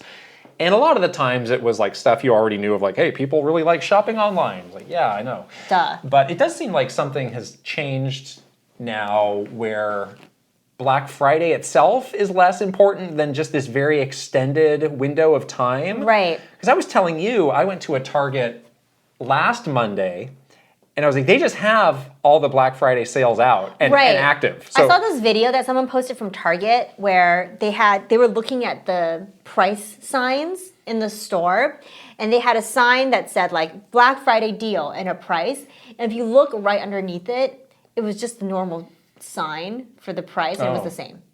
Oh, really? Yeah. Well, they did. I mean, if you wanted the big TV on sale, like they had the big TV on sale. But it's not on sale just for Black Friday. It's on sale for like the whole month. For a long time, right? Yeah, right. They just put up a Black Friday thing because people think that's when they're supposed to shop. So there's less pressure on this one. I think so. Moment. I think a lot of people realize, this is kind of a bad thing that we've created, where people are getting trampled. We should not have done that at like, at the beginning. Midnight. We're forcing these workers to work the midnight of Thanksgiving. Like, there's a lot of bad things about that. Like back in the day, people would stand in those lines to get the Black Friday deals. I only ever did that once, just to see it. And I think I went to like a Target, and I was like, I think I ended up buying some like Tupperware or something, because I was like, I don't really need any of this stuff, but I need some Tupperware. And I guess you're here now. It's like 20% off. Okay. Wow, how lame. It was really lame.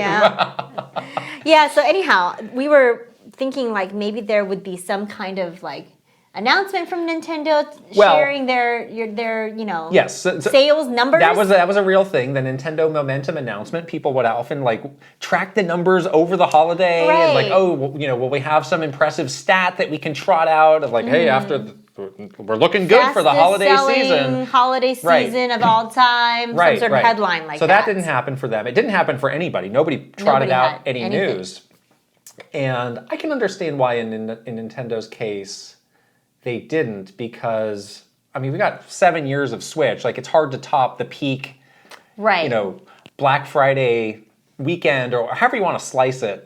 At this point, you're just not going to top. You're not going to get there. Whatever was from 2019 or whatever your peak was. Right. And yeah, like with PlayStation and Xbox, they typically had better sales, I felt.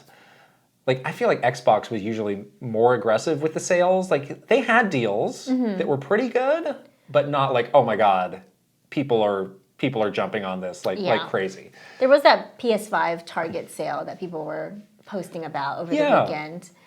So they do discount a bit more. But yeah, I didn't see anything from anybody. Everybody was pretty quiet because I suspect that. Remember one year they had like, we have a $200 Series S. It was like, wow, that's a next-gen system for $200. That's pretty good. That's pretty sweet. Yeah.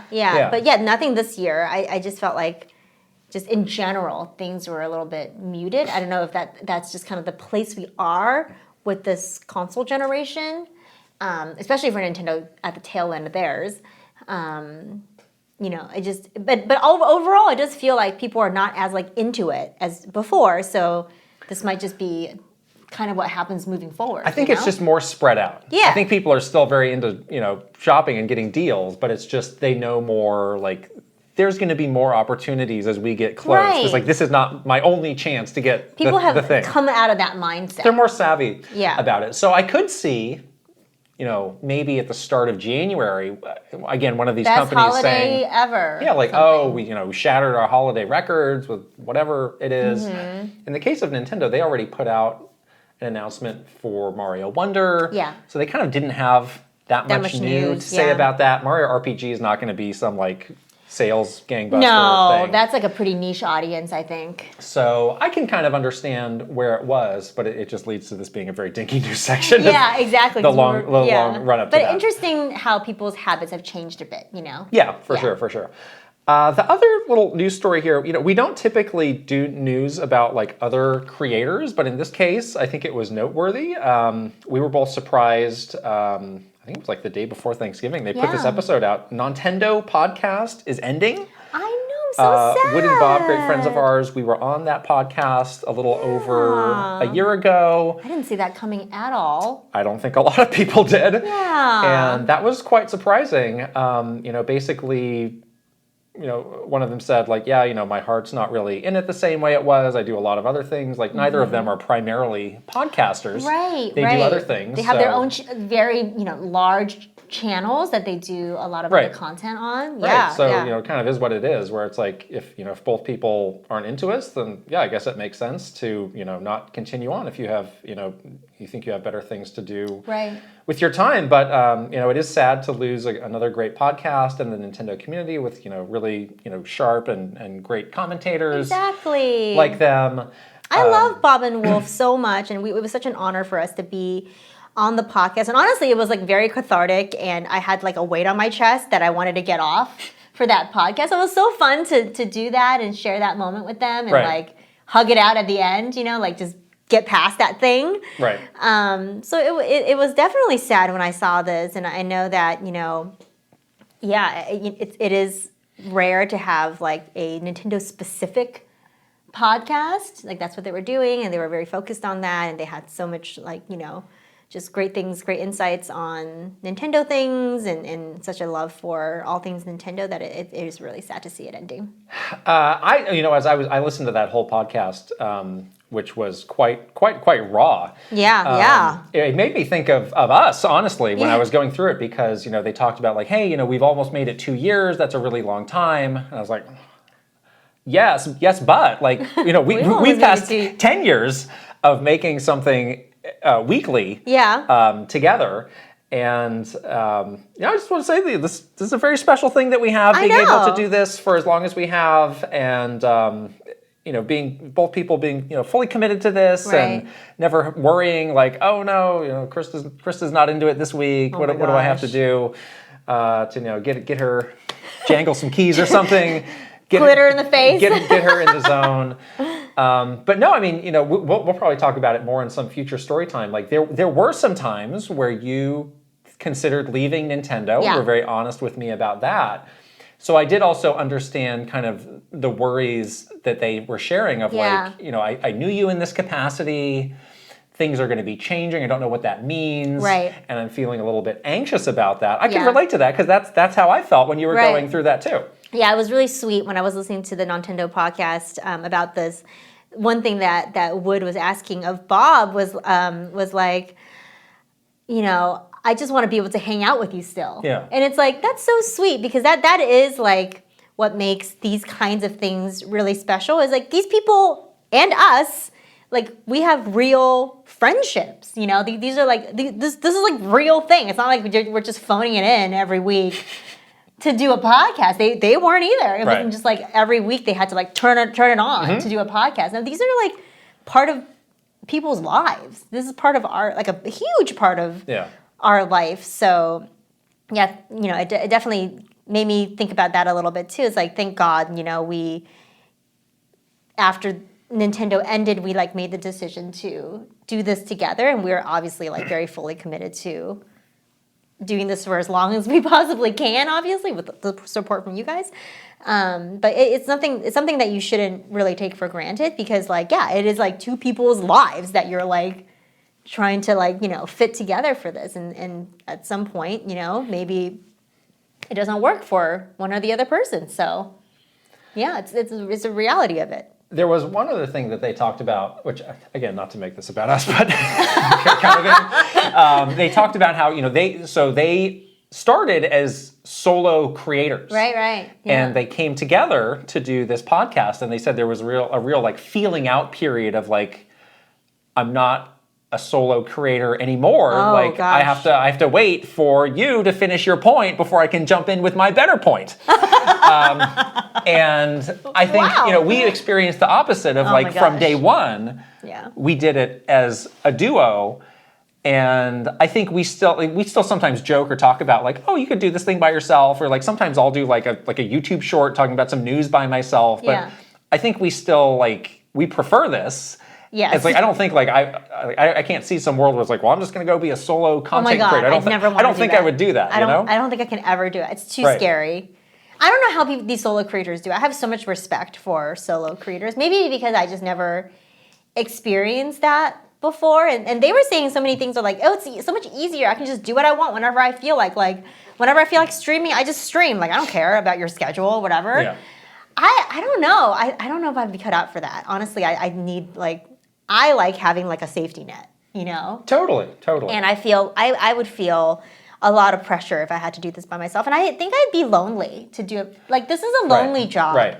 If you're a solo creator, I mean, the creator community is great at times, you know? And obviously we have creator friends that kind of understand the situation. But if you had to do this by yourself, I think it'd be incredibly lonely. Yeah, especially when you are getting feedback on a regular basis, like rating your output.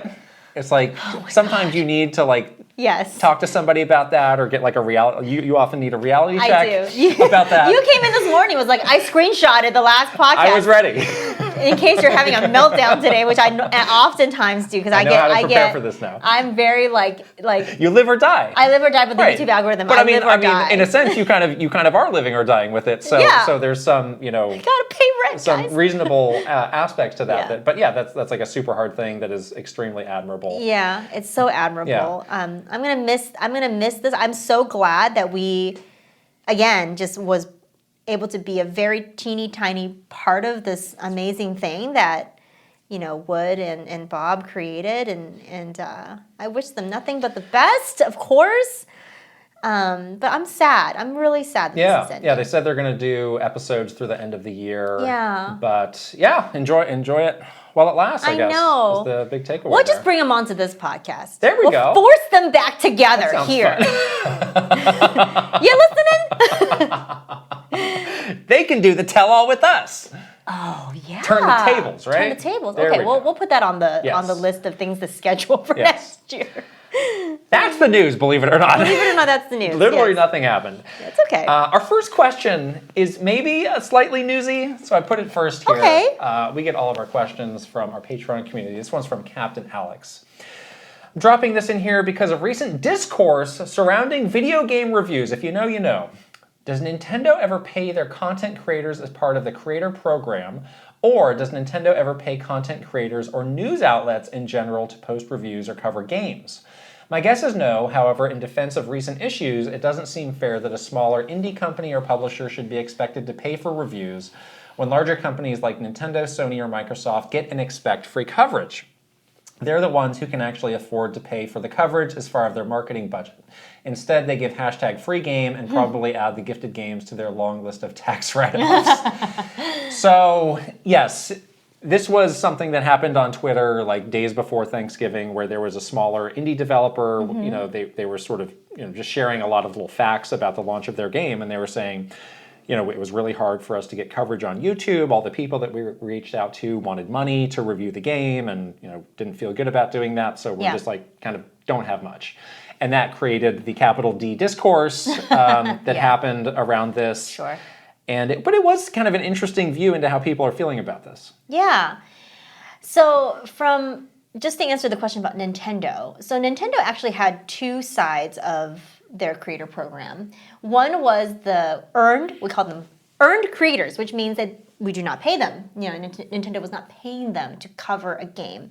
They would give them hashtag free game, free product. At launch, they were not getting the game. The creators were not getting the game any earlier than a normal person. You just at launch give them a code. There was never sort of communication like you have to cover this game if you accept this code. Like we never, when we were at Nintendo, we never did that with our earned creators. We would just simply give them the game. We would do some research to make sure they're fans of that particular franchise, and if they posted about it, great. If not, then no big deal. And oftentimes they did post about it because Nintendo is Nintendo, right? They do have some cachet with the name. But Nintendo also did have a paid creator program. And we started that program the strategy from a Nintendo perspective is we would pay creators only to reach audiences that Nintendo couldn't on their own. So like Nintendo had a huge social footprint, like millions and millions of followers, right? But a lot of times those followers were all like video game fans or current Nintendo fans. So if you wanted to reach an audience beyond that, like for example, for Animal Crossing, we really wanted to reach like more casual game, players, people that, don't play Nintendo games like every day. So we had like a suite of paid creators that had like huge followings for very sort of casual lifestyle audiences, and we paid those creators to make content. There was two sides to it, and I think a lot of bigger companies probably manage it this way. They have like a paid side and an earned side. Their paid strategy might be a little bit different depending on what their goals are, but Nintendo's goals for creators was always audience expansion, and so we really focused on that for the paid side. But it's not unheard of for Nintendo to pay for quote reviews. Not with media, though. Not with media. No, media. There's no money changing hands. That's a very unless it's an ad. Well, that's different. Yeah, but it can look advertorial. You mean some of those advertorials, like especially when we did like print in like Game Informer and stuff, could look like a review, but it's pretty clearly marked that it isn't. Managed by different teams, though, I think is an important distinction. Managed by different advertising did that. The advertising team did that. Right. So it's there's kind of like a church and state thing. Yeah. There. Yeah. But I think that was a good program that worked for us because it's like, well, let's do as much as we can, and then where we need to spend money, we'll do it to reach these people who like for example kids media is like these are like some of the biggest creators, and it's like they're not even answering your email unless you're talking about like how much money you're ready to spend. So it's like, well, kids are an important group for Nintendo, so it makes sense for us to invest this money. Yeah, we because like you might think like, oh well, if I'm paying for this coverage, it's going to be everything I want. A lot of times it's not. You have to really shepherd that person or group or channel down the path of getting something that you want. And I think a lot of people who are sponsoring content are not ready to do that. They do not know how to do that. So a lot of things go haywire. And they're like, oh, I wasted my money. Right. It's like, well, you kind of did. Yeah. We're in an interesting position because we're kind of on both sides of this where. As creators, we sometimes get approached about, sponsored things, and we also do on the side our consulting work where we might have people who want advice on how to do this. I think one thing that I thought of with this content creator is like, or excuse me, with this indie developer, like, are the creators they're reaching out to, like, are they a good fit for this game? That's the thing. Does it make sense Yeah. for them and their audience and their channel to cover this game Right. organically? Yeah. Because like you were saying, like, you're living or dying with your numbers. Right. And sometimes there's like a knock-on effect of like, well, if I have a bad video, that could hurt the momentum of something of your videos. something down the road. So you do need to be smart about that. So if it was not something that was a good fit for that channel, I might understand why they were like, Not getting as many responses. I might be interested, Yeah. but I might need you to foot the bill because this video might not do so great in terms of what I expect from my channel. Right. I might need to make, kind of break even on it from that sense. The thing that I feel is something that no one understands as deeply, and a lot of on both sides, creator side and brand side, that don't just get like transparently talked about a lot, is like the work that you have to do to really research and understand the right creator fit for your brand. Like, you can't just look at like how big this following is and then call it a day. Yeah. And that's your strategy. And Exactly. and that's what you're going to be. And you're going to be reaching out to like everybody that has like 2 million subs or more. Yeah. Like, that doesn't work. So like sort of the legwork it takes to develop creator strategy, I think, is a lot more than you would think. Than just outreaching out to a bunch of creators and hoping that they will cover your game. So it is a really interesting, because now creators are such a huge part of launching a game and getting awareness for your game. It's like you do have to have some kind of strategy in place and really understand what your goals are and how that ties back to your creator strategy. But I think a lot of times maybe there's not as much like work done beforehand to like get there. Yeah. And then you see sort of, whether you feel like, oh, if you did spend money, it's not worth it, or you didn't spend any money and no one covered your game, or some of those challenges that we're seeing in the quote discourse. Yeah, or if you're thinking like, oh, well, I have to work with, the highest subscriber creators, or it's worthless, like, that's not actually true. Right. Or it's like, how are you actually approaching these people, and what information are you giving them off the bat? Like, is that going to set this conversation off in the right way? There's a lot of nuance to it that is tricky. Yeah. There did seem to be some dismay from some people around this topic of like, oh my gosh, like this new generation is just fine with, the sponsored content and not understanding the difference. I don't know. Do they understand the difference or not? I don't know. I mean, there's so many disclosures that you have to do to be very clear that something is sponsored, or else like the literal government will come after you. The FTC will get you. Right. And that was something we had to be super careful with at Nintendo. But I think that they're very savvy. I think they get it. I don't. And I think they just like the content. Exactly. They like the creator, which makes the whole thing a worthwhile endeavor. I think that's why those things where it is a very successful partnership, whether it's paid or not, all goes back to whether the creator authentically is interested in your brand, and whether or not their audience believes that they're interested in your brand. If the answer is no, it doesn't matter what you're doing with them, because it's not going to work. Right.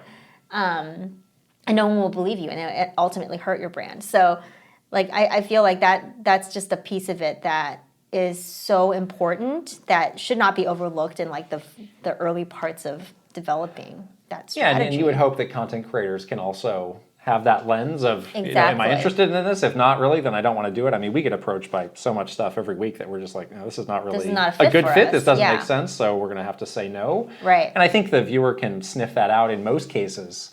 Right. If it's something that doesn't feel like a good fit. But this is an interesting topic for sure. Yeah, and it's a space that's just going to continue to evolve, I think.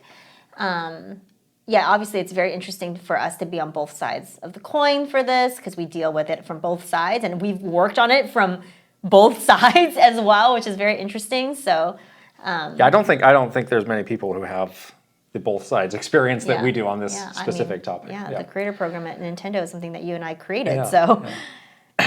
Very interesting stuff, though.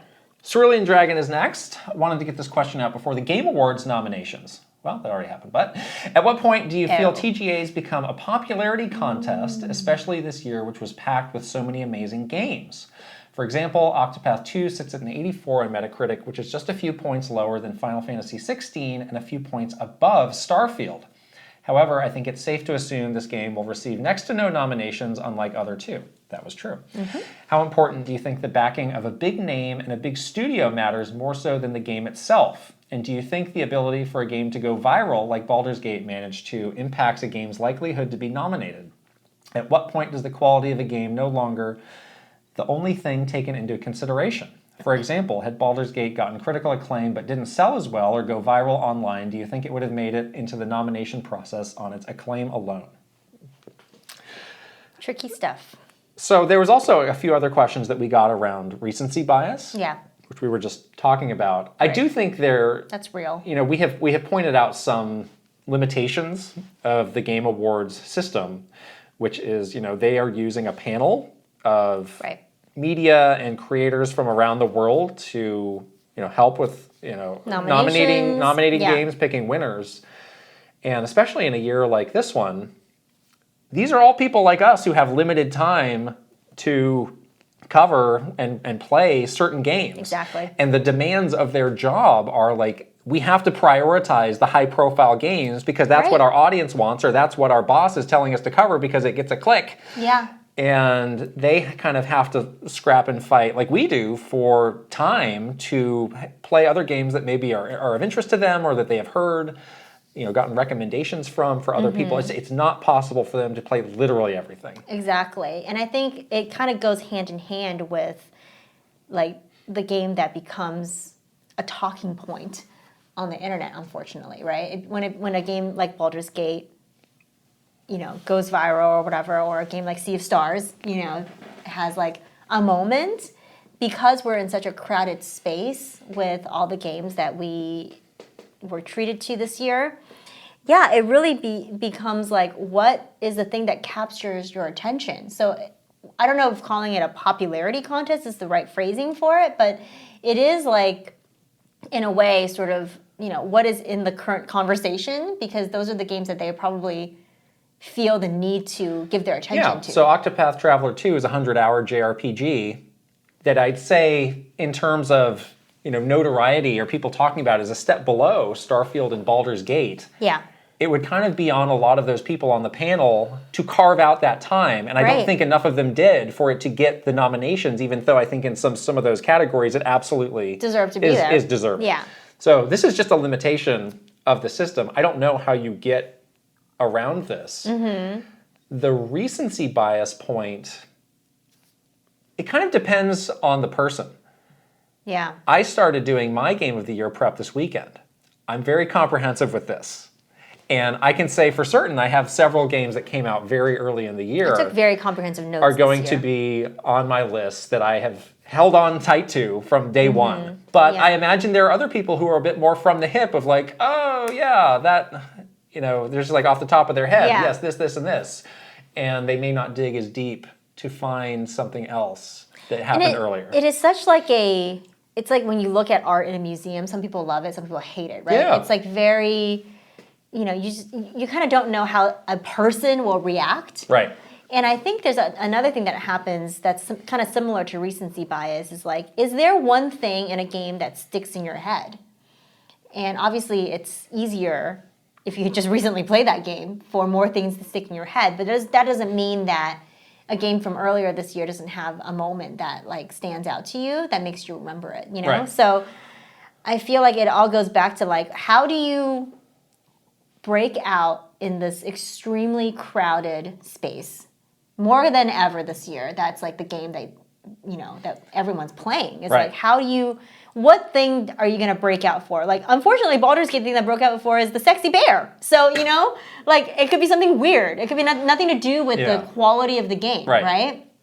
But it is like, that is the thing. Like, everybody's attention span is like so short now. You just need that moment. But then beyond all these games, there's a whole other world of like true indie games that, don't have, like, nobody knows these developers, nobody knows the series. where the quality could be just as good. Right. But they have to find a way out of that hole to get any sort of attention at all. And that hole is deep. Those are the ones, like we're still talking about Octopath Traveler, like, oh my gosh, that was a huge snub. Like there's games that probably are snubs that we don't even know about. Exactly. It's like, what's on the bottom of the ocean? I don't know. We haven't seen the light of day. We don't know. Some of these games have not seen the light of day. Those are the ones that I feel for the most. I do they're too. just like, please pay attention to this, and nobody is even listening. You can't. Like, it's impossible almost. Like, you have to be so savvy with the way that you manage your launches. If somebody wants to scour literally everything on Steam to find stuff, I don't know. And it just gets, I think, harder and harder, right? It is. Every year. This year was especially difficult. Right.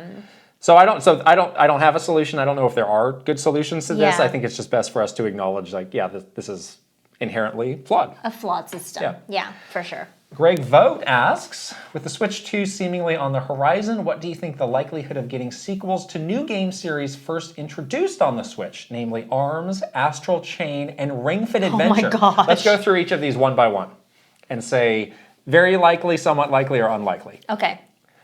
ARMS. Unlikely. I would agree. Unlikely.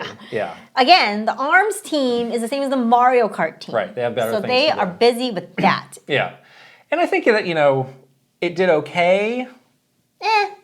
Yeah. In terms of, a new Nintendo IP popping off. We've seen that with Splatoon. Mm-hmm. That's one that has taken off and that got the support.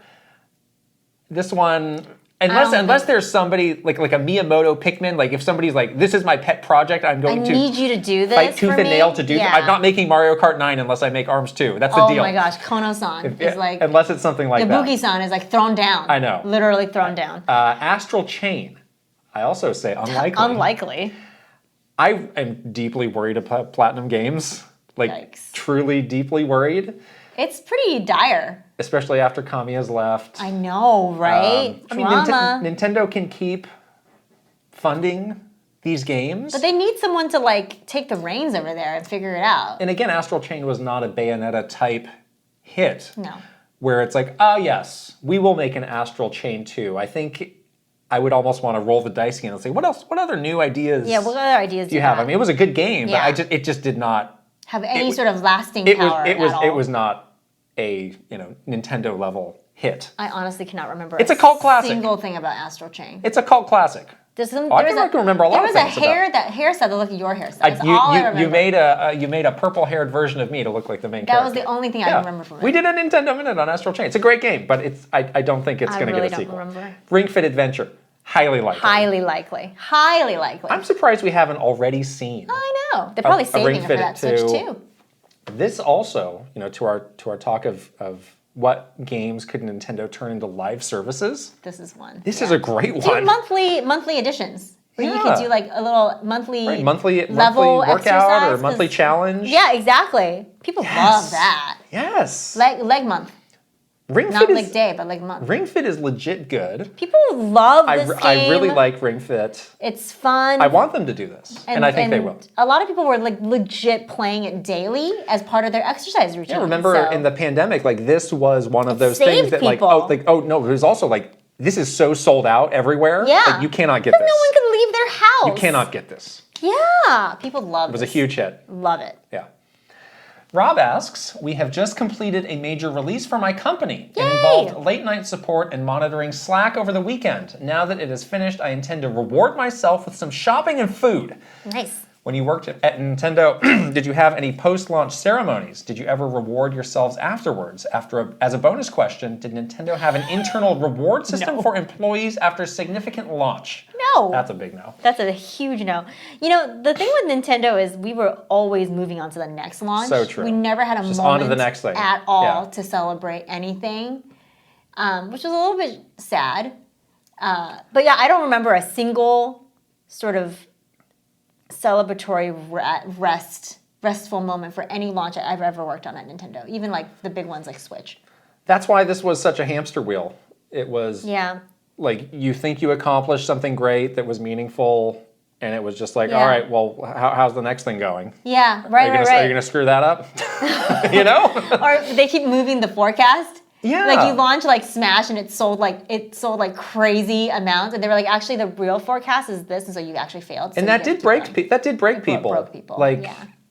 I think people needed a break. People needed some recognition. People just needed just something different to happen day to day. Yeah, for and sure. a lot of people just reach a point where it's like, I just can't and don't want to do this anymore. Right, and people start phoning it in because Yeah, you're it's like exhausted. especially for like a Pokemon where it's especially grueling. Oh, that's grueling. That's or like a tough you one. with all the Smash that you did. Yeah, like, that was, by the end of that 2 years, I was like, I cannot. Yeah, like people need continue a this. way Yeah. a way out of Yeah. that. But I think personally, we did some nice things for ourselves. Like we would always have, you and I were particularly good at this. We, after a very long, sort of grueling Nintendo holiday season, which has always really busy for us, we would take like a good chunk of time off. Like, we would go on like a holiday break. Nintendo had a good holiday schedule too. Like True. we had, basically we called it like shutdown. So we would be, completely shut down from Christmas until sort of New Year's, and you can take some time off before and after to like really fill out that vacation. And you and I would like take some major trips during that time when we were working there. Like we'd take like really big international trips. Like I went to like Thailand for 3 months. 3 months? Oh, sorry, 3 weeks. 3 weeks. What? I did Vietnam for 3 weeks one year. So like it was a good time to go on a nice long vacation, and no one bothered you during that week. Right. That was the important That was thing. the best part. Yeah. So you do like not after every launch, but like at the end of the year, you got like a little glimmer of hope that you can take a break, and that was kind of nice. So Yeah, I like that. yeah. I have talked about this. One year I was the E3 lead, Yeah. and that was a very challenging job that nobody wanted, honestly. Horrible. And that was also another like make or break assignment for a lot of people, where Yeah. a lot of people who had that like would end up leaving the company. Right. And after that, Some people got fired. I floated the idea of like, you should give like a hazard bonus pay to the person who has to do this job, because this is truly above and beyond. This is a truly taxing, grueling project. Right. And for the day after E3, just be like, well, back to whatever. Yeah. Sucks. It did suck. And of course, You were laughed that out of was the that room. was laughed at. But I do think that like that is something that should be considered for Yeah. these sorts of unusual, big. I think they were like, well, it's a high profile thing. That's reward. reward. That's the reward. Yeah. That was such a weird thing with E3, the E3 lead job, is that like you were basically like it was a test for a lot of Right. people. Like Right. people that were on sort of like the list of getting promoted, for example, they would purposefully give them the Yeah. E3 lead role to see if they can handle it. And if so, they would get promoted. And if not, basically their careers are ruined. And that's why a lot of people left the company when they couldn't do it and their careers were ruined. Yeah. And it's so crazy It was bad. when you think about it like that. But yeah, they did not give you any breaks like after each of these big things. Yeah, there were a lot of years where they approached me like, "Oh, what do you think about doing this?" And every year I was like, "Absolutely No. not. I want nothing to do with it." Until one year they came and they're like, "You're going to be the E3 lead." They basically I didn't have voluntold I you, didn't have a choice. Yeah. And they're like, "And your first meeting's tonight. Get ready." Oh, Okay. the E3 committee meetings were so I know. bad. I'm like, I have no clue what I'm doing. Those were the worst meetings. I got this job ever. 3 hours ago. Oof. Feel this out. Yeah. Oof. Garth the Wolf asks, when y'all started doing Nintendo Minute, was there a defining moment where you each had the thought of, this is neat and I can see a future based around this outside of your other job responsibilities you had at the time? Yeah. I think when we started, it was definitely like experimental. Just this thing that we were just testing because the YouTube channel at Nintendo was so new at the time. Was there a defining moment? I think it must have been when we went weekly. Because there was this moment where Which was pretty early on. It was pretty early. You had suggested too. You're like, I think what we need to do to truly make this into a thing is to get on commit to a schedule. And I was terrified. I was like, I don't know if we should do that. Like that seems to be like a huge commitment. Like I don't know. Like can we do this? Because once you tell people you're on a schedule, like you are on a schedule. Yeah. Like, there is no like, I didn't feel like doing it this week. Yeah, you can't miss it. You cannot miss it. I don't remember which episode that was. It was early on. And I think once we like decided, like we really made the commitment to doing it weekly, we were like, this is part of the job. And I think that was when I was like, yes, this is really awesome. I think we can. There's something here, but making a commitment to it, sort of being on the schedule every week was like that moment for me. Yeah. I think the profile of Nintendo Minute really jumped when the Switch came out. Like us doing that unboxing was like a big moment in terms of like that was our first million view video and was the start of many, many more. Wait a second. Didn't After we have that, million view videos for Mario Maker? Later. Oh, that was later. Later on. Oh, okay. Yes. I don't think you and I were really like, oh yeah, we could just, leave our jobs and do this full time until we had that conversation with Reggie when we were winding down with Nintendo and we were trying to decide what to do next. Yeah, that's true. And he really gave us, the strong endorsement and, a lot of encouragement and a lot of good advice to like, yeah, we can do this. We talked to other creators too who had very similar things to say, but I think we always saw like, yeah, this is like an addendum to our main job. So it might be a little bit weird to leave that behind. Yeah. But we just needed the right situation, the right encouragement. Right. He was very much like, I can't believe that you even feel the need to ask. Like, you should just do it immediately. Yeah. That was good. Good vote of confidence. Yes. Last question is from Maverick Nate. With Nintendo Japan opening a new retail Nintendo store in Kyoto and Pokemon Japan opening a new center in Taipei, Taiwan, why haven't we seen Nintendo of America expand beyond their store in New York? You've mentioned before how NOA largely considers the New York store as a marketing tool, but the general demand for merchandise seems too strong to ignore. We were just talking to somebody who's in Japan, and they're like, there are so many, between Nintendo stores and Pokemon centers, like every these are block. everywhere. Yeah, they really like... Meanwhile, Europe's over here saying, hey, remember us? Hello? We have nothing. Oh my, no Super Nintendo World, nothing. No store, I would say cafe. maybe that's the next move. Yeah. If they were to pick one, do Yeah. literally anything in Europe. I feel like online shopping is so big in America. I mean, I don't know. Maybe Well, you can't buy anything from the Nintendo New York online. You can buy something from the Nintendo store online. That's though. different. They have similar. exclusives. Nintendo New York exclusive. You cannot get it. You can't get it. A couple. But people want the experience of going into the store. They want it's the cool. experience, yeah. Take a picture with the giant Bowser. Yeah, no, I get that. I want that too. But yeah, I don't know why they haven't considered expanding. Yeah, the store in New York is absolutely not to sell stuff. It's 100% a marketing tool. Yeah. And I think they like lose money on that rent because I mean, the stuff that you sell in the store is not going to cover the Rockefeller Plaza. It's Rockefeller Plaza, which is rent. primo real estate it's in only Manhattan. It's like an investment. Yeah. They're losing money on that store. I mean, we do have the Universal store in LA that's actually really that is not nice. open. I mean, you don't have to be going into the park to go to that store, and it's really nice. It's really nice. They may look at that and say, well, all right, that's kind of the West Coast thing, and we have the park, so we've got the East and the West Coast kind of covered. And everything else you can buy online, so shut up about it. Yeah, and I think there's a lot of examples, too, of like, remember like the Disney store? There used to be like a Warner Brothers store. Like some of these, those all went out of business. Some of these can overdo it. So I think they're thinking like, let's have fewer and make it feel really special. Right.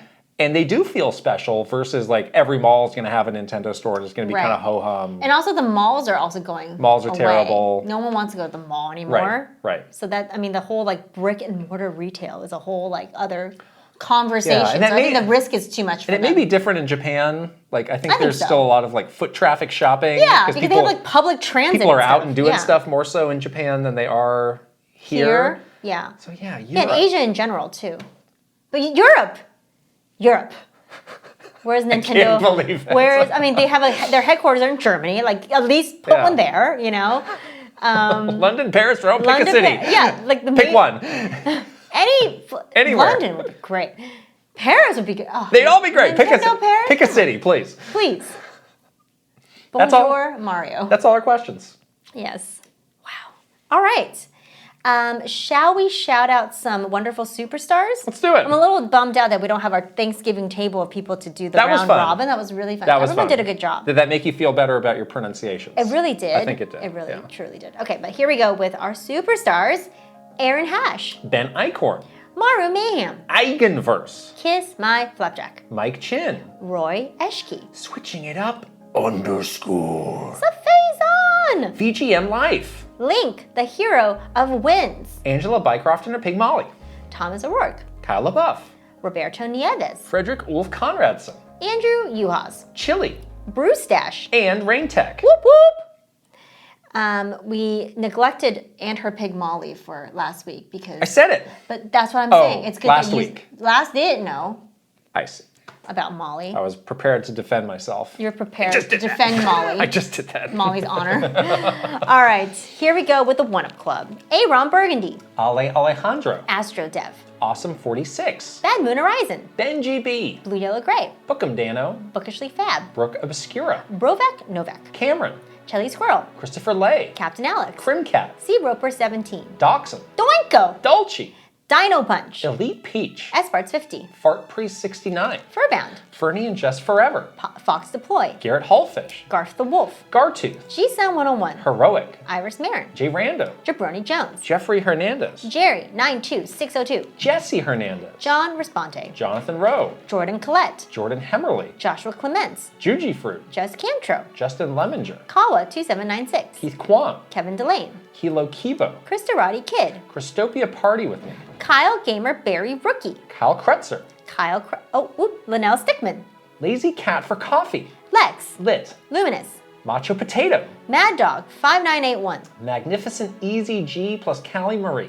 Marky Man 64, Mario Man 392, Mecha Dragon 101, Megan, Michael Cravens, Mikey, Motomania, Mr. Andy Pong, Mr. Beans and Dip, MSM Poke Gamer, My Tran, Nasir, Nathan Burkhart, Ninja 11, Panda Buns, Pangy, Paul C. Pace, Paul Gale Network, Prime Factor, Prince Charmless, Raver, Ryeth 1, Rob Osborne, Rocks, Ryanetta, Sharif Jackson, Sheer Cold Vanille, Shinryu, Slowbro, Snaddle, Spicy Munchkin, Steel Citron, Sunny Gaduru, Tales of Link, Tech Magic, Terrastorm, The Shark, I'm a mint, Thomas Alvarez, 3 Rivers, Topher Schmofer, Torcheeks, Travis Torline, Jowie, Tugs Puppy Bear, Tuscoob, Kyler Geis, Vezvez, Video Game Stupid, Viridian, Virtual Bot, Weeb Kingdom, WG Grizzy, Wicked Davy, Will Johnson, Zoodiverse, Zelgraf, Zapatty. and Zoid.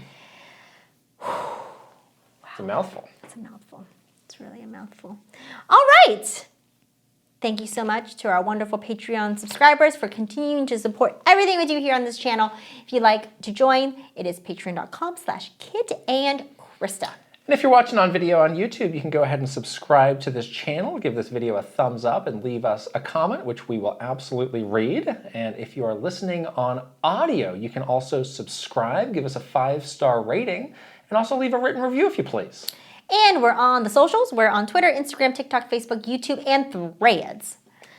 All right. We did it. We did it. Another perfect episode. Yay! We'll talk to you guys later. Bye. Bye.